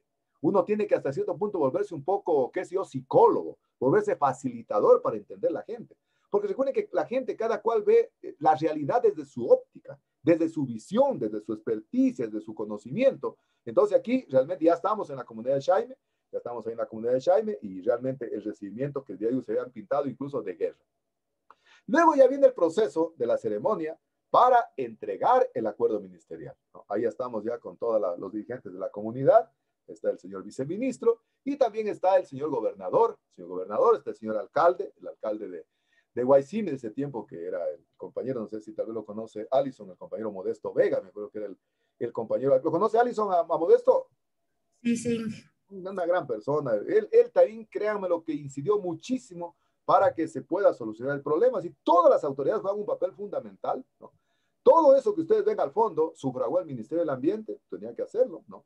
Incluso, qué sé yo, se llevaron, van a ver ustedes, medios de comunicación para que puedan cubrir todo el evento, ¿no? Entonces estaba haciendo la preparación. Luego entonces viene la lectura ya del acuerdo ministerial que había enviado la señora ministra, ¿no? Habían preparado ellos una tarima ahí, y lógicamente todos estaban a la expectativa de lo que decía el acuerdo ministerial. Porque no es que nosotros les dijimos que el acuerdo, en la negociación que hubo en Zamora, les dijimos que el acuerdo ministerial, la señora ministra lo iba a modificar, señalando de que el ministerio les permite la cogestión del bosque protector de las orquídeas, pero se reserva la cuestión del suelo. Es decir, fuimos muy claros. Y ellos aceptaron aquello, pero ellos no estaban convencidos de aquello todavía. Ellos pensaban que les íbamos a leer el mismo acuerdo ministerial y resulta ser que aquí el subsecretario me delega a mí para que yo prácticamente les haga conocer cuál era el contenido del acuerdo ministerial que había establecido la ministra, y ellos tenían mucha atención. Verán que los que más atención ponían eran los compañeros de la etnia Shuar. Los colonos, ¿sabes cómo son? Casi de nuestra misma idiosincrasia, no le paraban mucha bola al asunto. Aquí está la compañera ingeniera forestal que luego se tuvo que contratar para hacer el post-seguimiento, es decir, la post-negociación. Aquí están los medios de comunicación, que igual el ministerio tuvo que llevarlos. Aquí sí están todos los dirigentes de la comunidad, porque ella está dando lectura al plan de acción. Es decir, realmente cómo se estaba pensando cumplir el plan de acción que había sido esbozado durante todo el proceso de negociación. Ustedes van a darse cuenta, ahí está el señor gobernador de la provincia de Loja, él incluso nos garantizó un contingente de compañeros de la fuerza pública, por si acaso, dijo él, pase alguna cuestión. El señor alcalde también fue con alguna gente, entre ellos algunos concejales, ¿no? Fueron algunos presidentes de las juntas parroquiales de las parroquias aledañas, ¿no? Y lógicamente ahí la compañera, que la tuvo que contratar el ministerio, para hacer el postseguimiento a la negociación del conflicto socioambiental. Aquí tenemos ya la intervención del señor gobernador, la parte protocolaria. Verán que el conflicto fue tan grande que trascendió las esferas nacionales, ¿verdad? Trascendió las esferas nacionales. Fue de conocimiento de la ministra a su vez creo que lo hizo conocer al ministro de gobierno, y como ustedes conocen de que los delegados en cada provincia son los gobernadores, son realmente los representantes del gobierno en cada una de sus jurisdicciones. Entonces el gobierno pues lo delegó al señor gobernador de ese tiempo, el doctor José Paqui, para que haga el acompañamiento de todo el proceso. Entonces, en nombre del Estado ecuatoriano, intervino, bueno, reconociendo primero el grado de sensibilidad que tuvieron los colonos y los compañeros Shuar, y también del Ministerio del Ambiente para que el conflicto socioambiental se pueda solucionar. Porque de lo contrario, si una de las partes, como decíamos en antes, cuando alguien realmente no quiere ceder, ¿no? Y como lo dijeron con muchísima propiedad César y Greimi, no quieren utilizar la inteligencia, ¿no es cierto? Entonces el conflicto nunca se va a solucionar. Fue una clave fundamental en el proceso de negociación, el caso del compañero José Paqui, y yo creo que influenció más todavía el hecho de él ser de la etnia Saraguro, ¿verdad? Parece como que a ellos le hacían más caso, le entendían más, como que le creían más, en otras palabras. Posteriormente viene ya la participación también del señor alcalde de ese momento, Modesto, que era alcalde de Guaycimi. También él jugó un papel fundamental en el proceso de negociación. Él fue llevando en todo su mecanismo de comunicación para poder difundir la información. Incluso la información, una radio transmitía en directo, ¿verán? Una radio transmitía en directo realmente todo el proceso, porque fue algo, verán, que al menos en Jaime fue histórico, ¿verán? Porque era la primera vez que decían que tenían un viceministro del ambiente, imagínense. Yo me di el lujo cuando fui coordinador de la carrera de Ingeniería Forestal de suscribir un acuerdo, un convenio entre la carrera de Ingeniería Forestal. En ese tiempo todavía no había Ministerio del Ambiente, había el INEFAN, que era el Instituto Ecuatoriano Forestal de Áreas Naturales y Vida Silvestre, que luego le dio nacimiento al Ministerio del Medio Ambiente, así se llamaba. Y aprovechando la coyuntura que el ingeniero Luis Sinches, ustedes llegaron a conocer, era docente de la carrera de Ingeniería Forestal, y él estaba de director del INEFAN de Loja y Zamora Chinchipe, aprovechamos para traerlo al director del INEFAN, que en ese tiempo fungía como ministro del Ambiente, y lo llevamos a la carrera forestal, verán. Y en una de las aulas, no sé si se imaginan, en la aula que funcionaba, creo que funcionaba ahí tercero o cuarto ciclo, esa aula ganó un concurso de arreglo de las aulas, con los estudiantes yo hacía un concurso de arreglar las aulas por las fiestas, y ellos habían puesto un árbol, verán, pusieron un tronco, verán, de un árbol, y pusieron todas las ramas pegadas y todos los beneficios y los servicios que ofrecían los bosques. Y ahí lo llevamos, me acuerdo, al señor director del INEFAN, que era funciones recíprocas, digamos, a lo que es un ministro del Ambiente, se llamaba Jorge Barba, me acuerdo. Y lo llevamos a él, y era la primera vez que habíamos llevado un ministro a la carrera forestal. Y acá decía el señor alcalde que era la primera vez que prácticamente a esta comunidad tan alejada, imagínense, de la geografía ecuatoriana, llegaba un viceministro del Ambiente para entregar el acuerdo ministerial mediante el cual se hacía el proceso de negociación y de mediación del conflicto socioambiental. Y aquí está el artífice, aquí está el asesor, aquí está el consultor que prácticamente consiguió esto que en su momento, yo les hablo con toda honestidad, yo no tenía ningún conocimiento de lo que era una resolución de un conflicto socioambiental. Les hablo con toda la sinceridad del caso. La único acercamiento que tuve fue aquella vez cuando fui al aula magna y expuse el currículo de la carrera de Ingeniería Forestal, y por primera vez habíamos puesto la materia de resolución de conflictos, ¿no? Y les digo, casi me bañan en sangre en el aula magna. Digo, ¿qué? resolución, ¿quieres que los proletarios vayan a solucionar el problema del mayorista? Me decían algunos. Y resulta ser de que esto es toda una ciencia. Y este señor vino prácticamente acá al Ecuador, el ministerio lo contrató a través de una consultoría, ¿no? Y él entonces vino a trabajar primero en todas las etapas que fuimos viendo. Primero se hizo de la investigación, de la información, tanto aquí, en Zamora, se fue a la parte alta. Oiga, lo llegaron a querer tanto. Cuando él intervino prácticamente ya contando un poco el proceso que se dio en toda esta cuestión, y como estaban transmitiendo directamente por la radio, entonces él les pidió a la comunidad que él quería tener un presente, que le den la comunidad. Y le dijo, el único presente que yo quiero que ustedes me den es que me regalen el letrero que yo encontré cuando llegué por primera vez, que era el letrero que les indiqué hace un momento. Y lógicamente fueron, a la velocidad del rayo, el jefe dijo, ven acá, lo mandó a uno como un emisario, dijo, anda, me sacas el letrero, porque ese, fíjense, era de alguna manera un símbolo, ¿verdad? Por ahí. Me sacas el letrero porque le vamos a regalar a Juan. Juan se llamaba el consultor. Y vinieron y le trajeron el letrero, y en una ceremonia así, pero de todo protocolo, ¿verdad? Con una cuestión, qué sé yo, muy seria, el jefe les entregó prácticamente el regalo que él quería, porque decía que ese letrero lo había visto por primera vez cuando llegaba Jaime, y que prácticamente era la nota discordante en el conflicto socioambiental. Entonces ahí él está interviniendo y está agradeciéndoles prácticamente por haberle hecho la entrega, que para él decía que es un trofeo, que se lo iba a llevar a su país, a Argentina, y que decía que él definitivamente, cuando ha solucionado conflictos socioambientales, quiere siempre algo que sea simbólico de la comunidad, para de esa manera decía que él es un proceso de aprendizaje. Fíjense, a pesar de que este hombre tenía tanta experiencia, decía que cada vez había un proceso de aprendizaje. Yo creo que es así, verán. Uno nunca deja de aprender. A mí el que me diga que ya sabe todo en tal asignatura o tal contenido, definitivamente está errado totalmente. Aquí ya viene ya la entrega de los diferentes acuerdos a cada uno. La ministra hizo algunos acuerdos copias, ¿no? Que se les entregaba a cada uno de ellos, especialmente a los dirigentes de los colonos, a los dirigentes de los shuar, ¿no? Aquí jugó un papel fundamental realmente la Fundación Ecológica Arcoíris. Ahí está una funcionaria, ¿no? Porque ellos justamente fueron los que de alguna manera, algún tiempito atrás, sufrieron las consecuencias de esto que les digo, el acto de la fuerza que tomó el secuestro. Entonces ellos tienen que jugar un papel fundamental en ese proceso de cogestión. Por eso, miren, en este proceso de cogestión es fundamental involucrar a todos los actores. Es decir, ellos participaron también en este proceso de mediación, en este proceso de solución, porque ellos tenían algunos proyectos arriba, ¿verdad? Ellos tenían algunos proyectos de investigación. Incluso me acuerdo que habían algunos tesistas. ¿Por qué realmente cayó nuestro docente?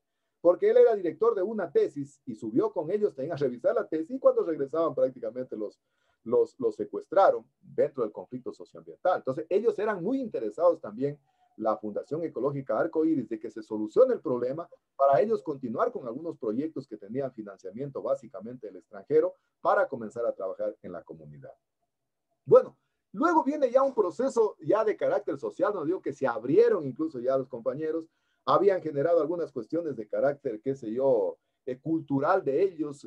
Me acuerdo, a mí me regalaron un recuerdo hermoso que lo tengo aquí en mi cuartito de estudio, un sombrero que lo habían tejido con un bejuco, nos dieron al viceministro, al señor alcalde, me parece que aquí fue al gobernador, ¿no? Y nos estaban colocando algunas insignias que ellas utilizan generalmente para sus actos rituales, para sus cuestiones ancestrales que ellos tienen. Uno de los jefes, ¿no? Que ese día se había vestido de qué sé yo, con su traje característico, porque decía pues de que todos los días, dijo, aquí no viene un viceministro, y por lo tanto nosotros nos hemos preparado para hacer un recibimiento, y bueno, nos están haciendo la entrega de un presente como símbolo realmente de la gratitud que ellos tenían para el Ministerio del Ambiente y lógicamente para todas las personas que intervinieron en ese proceso. Aquí ya viene ya una ceremonia ya en la noche, porque miren, el acto fue muy largo, ¿verdad? Muy largo. Incluso en la noche presentaron ya algunos números, algunas cuestiones. Aquí ya están en unos ritos de ellos y lógicamente imperdonable, ¿no? La toma de la chicha, ¿no? Les hablo con toda honestidad, yo en mi vida había tomado chicha. No sé, Alison, ¿usted ha tomado chicha? Sí. ¿Quién más ha tomado chicha? A ver, ¿quién más ha tomado chicha? A ver, ¿quién más ha tomado chicha?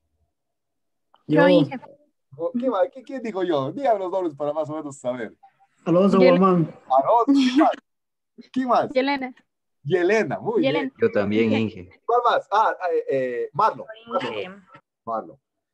Bueno, la verdad, nosotros ya este es el proceso final, digamos, pero ya cuando hubo el ablandamiento, nosotros subimos muchas veces en esa canoa que les cuento. Incluso hay un estrecho en el río en donde hay como una cascada que usted lo deja mojadito el agua al momento que pasa por el río. Verán que la navegación es aguas arriba a la ida y lógicamente al regreso ya le coge aguas abajo.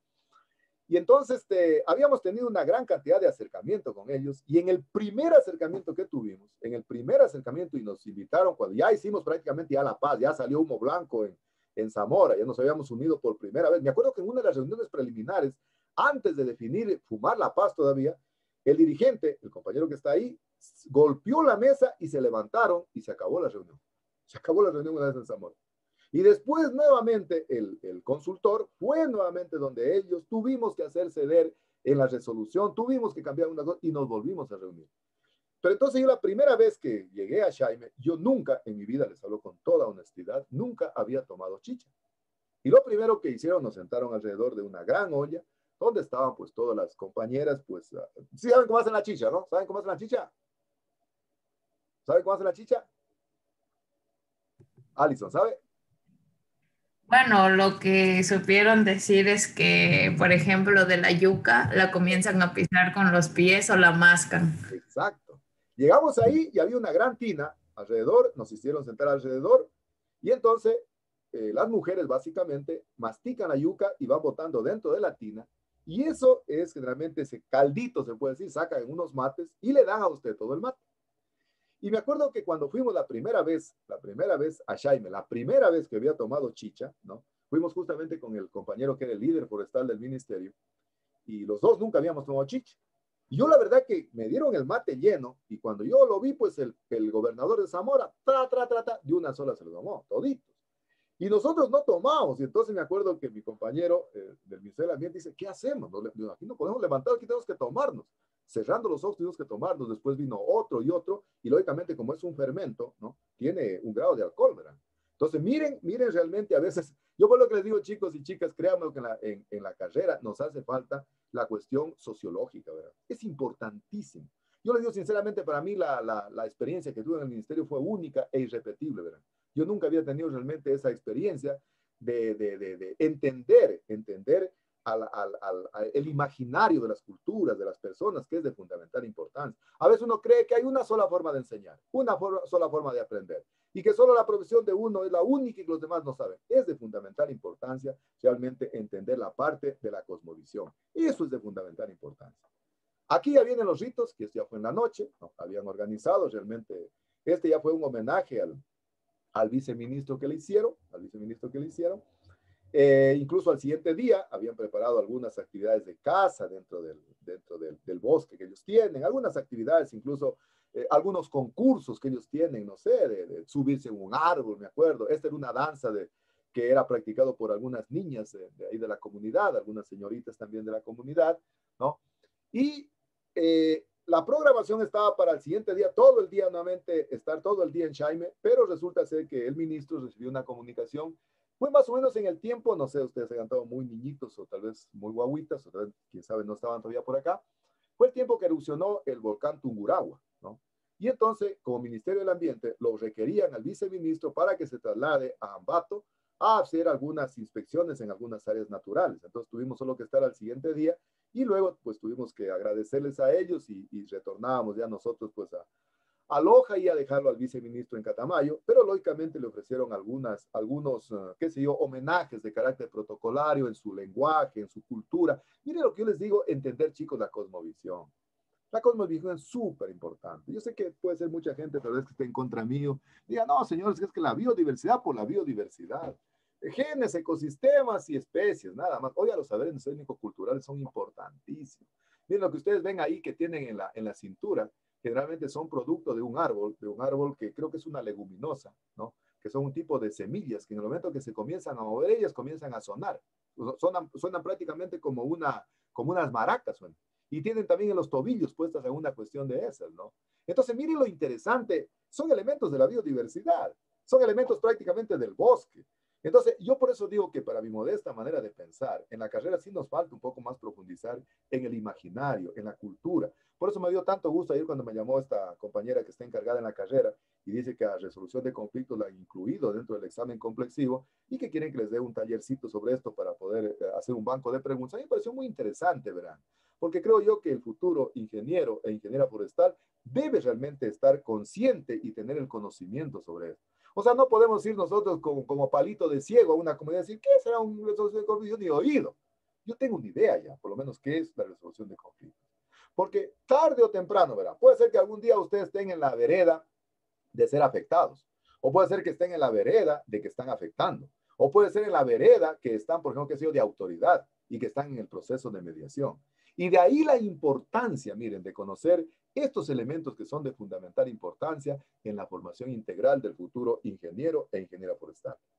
Y quiero terminar con una frase final que la puso en el informe el compañero consultor, asesor. Yo tengo todo, generalmente me gusta ser muy organizado. Para mí la planificación y el orden es fundamental.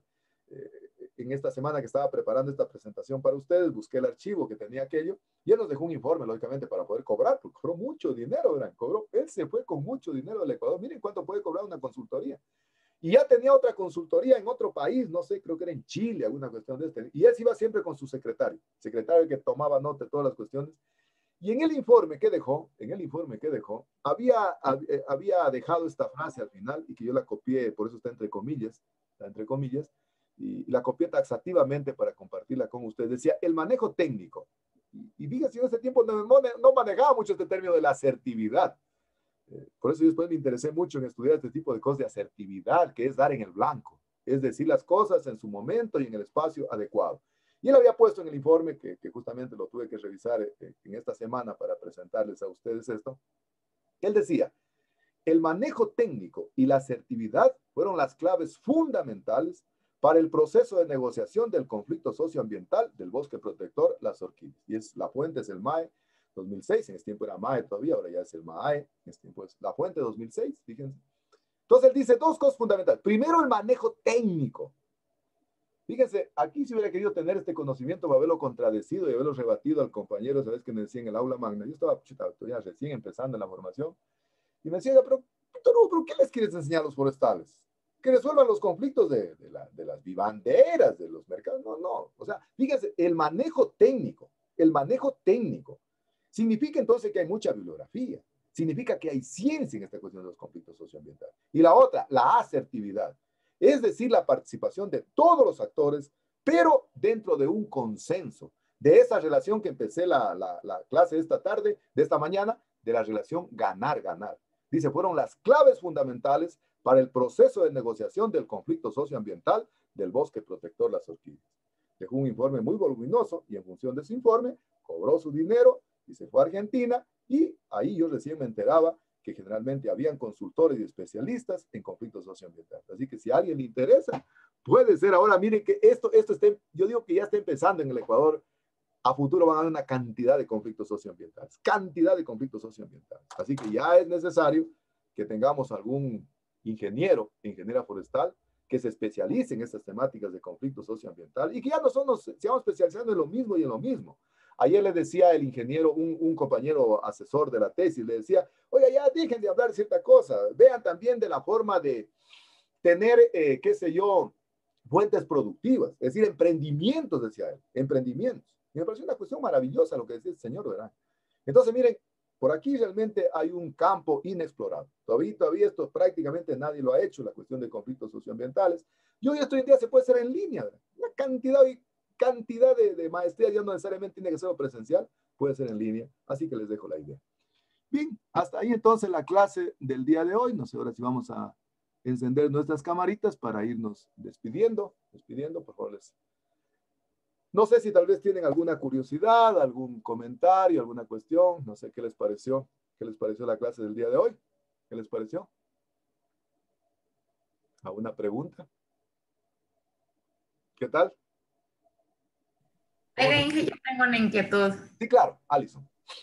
Bueno, Yo sí he visitado lo que es Nangaritza y bueno, me han dicho que para Shaim y para arriba, es muy peligroso, o sea, el río en sí es no es correntoso ni nada, pero dicen que hay boas y todo eso y que es muy peligroso.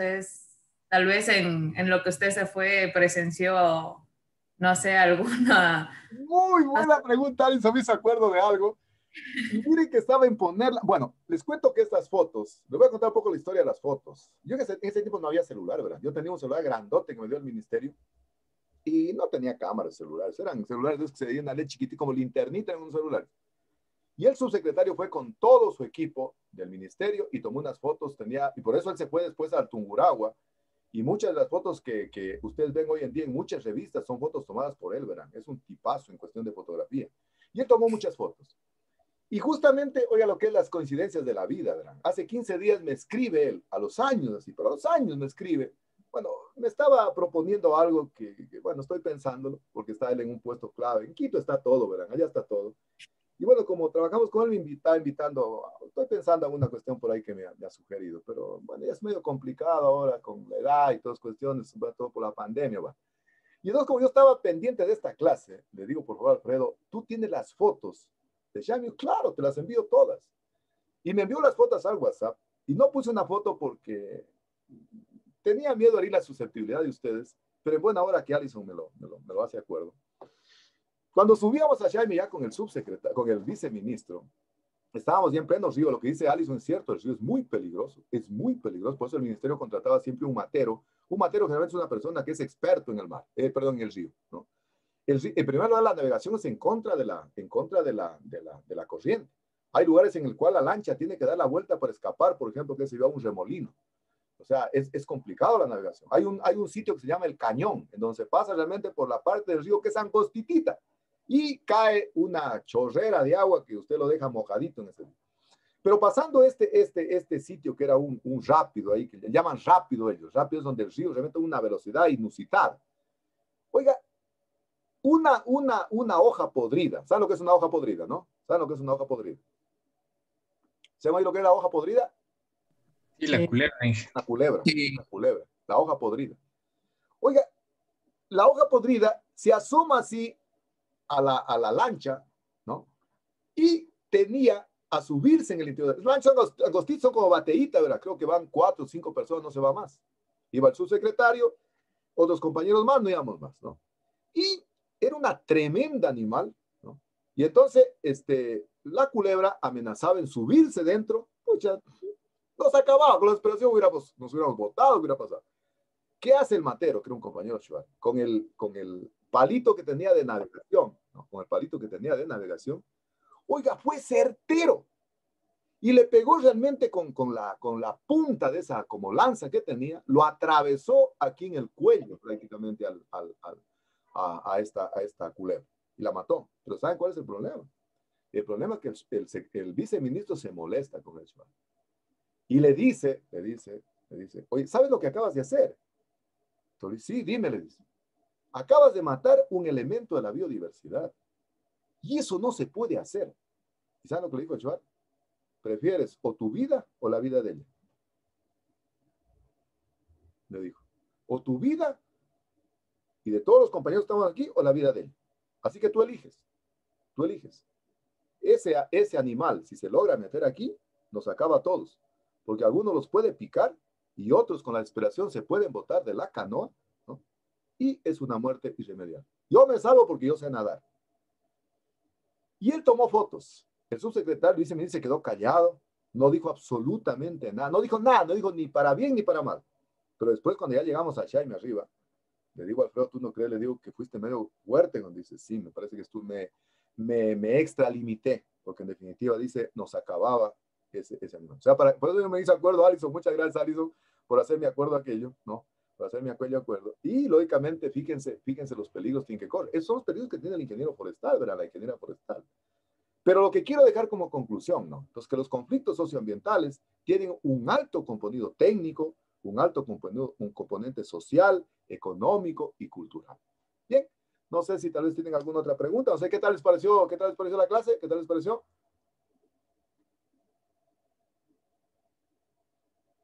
¿Se atendieron o no Sí, atendieron? interesante esto. ¿Se atendieron Interesante. ¿Se atendieron o no atendieron? Sí. Recuerda lo que dice Henry Ford, caridad es hacer lo correcto cuando nadie me ve. Y las 4 cosas que decíamos, la atención, la comprensión, la motivación y la emoción, ¿no? Bien, entonces pues hasta aquí llegamos en esta clase que es la última del año 2020. Una vez más, les reitero a ustedes mi especial agradecimiento por haberme permitido trabajar en esta época en la cual realmente es tan complicada, no hay trabajo.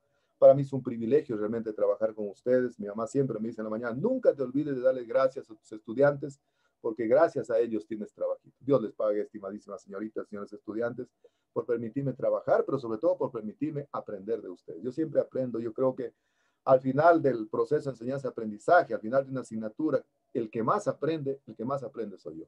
Muchísimas gracias realmente a aquello. Como les dije en la clase de proyectos, ahí les pido si me disculpen, me perdonen si de repente algún exabrupto mío hirió alguna susceptibilidad de ustedes. No, nunca lo hago de mala fe, nunca lo hago de mala fe ni con mala intención, solo lo hago con el ánimo de que puedan aprender absolutamente todos y que puedan luego desplegarse como excelentes, primero personas, extraordinarias personas y luego como excelentes profesionales. Así que mi especial agradecimiento para todos y cada uno de ustedes, el mejor de los deseos que en esta Navidad, que en el nuevo año todo sea felicidad, que venga cargado de muchas bendiciones para ustedes, sus familias, tanto en el plano personal, en el plano académico, pero sobre todo en el plano familiar, ¿verdad? Yo creo que si uno tiene el respaldo de la familia, definitivamente tiene todo. Yo creo que esta pandemia nos ha demostrado algunas fortalezas, algunas potencialidades que hemos tenido nosotros, que teniendo la familia tenemos todo, ¿verdad? Tenemos todo. Y por eso siempre les digo a ustedes, pues, no estamos aquí en la tierra para impresionar a nadie, estamos para inspirar amor, inspirar ternura, inspirar comprensión. Y no se olviden realmente de hacer lo que yo siempre digo, ¿no? Lo que no se nomencla no existe. Demuestren su afecto, su cariño, su amor por lo que más aman, por lo que más adoran, que es la familia. Así que mi especial saludo para ustedes, el especial deseo que en este nuevo año definitivamente nos traiga cosas buenas para todos y cada uno de ustedes. Fíjense ustedes, en el próximo año prácticamente ya están de egresados, a punto, algunos ya tal vez de graduarse, y eso definitivamente tiene dos connotaciones. Tiene unos sentimientos encontrados. Por un lado, el sentimiento que ya se van de la carrera, fíjense. Y por otro lado, en cambio, la alegría de graduarse. Ayer, por ejemplo, me daba tanto gusto ver al compañero ingeniero por estar que se graduaba, la alegría que tenía, pero en la tarde lo vi por ahí que he puesto algunas imágenes, en cambio de la tristeza, dice, de la carrera. Yo les estaba comentando, yo siempre les comento a mis estudiantes de primer ciclo y a todos ustedes las cosas que se hacen en la carrera. Nos comentaba Libre, tengo estudiantes de noveno ciclo que el próximo año me están exponiendo su proyecto de tesis. Y me decía una chica, dice, ingeniero, qué envidia que les tengo, qué sana envidia que les tengo. Digo, no les tengo mucha envidia, porque ellos no quieren irse a la carrera, ¿verdad?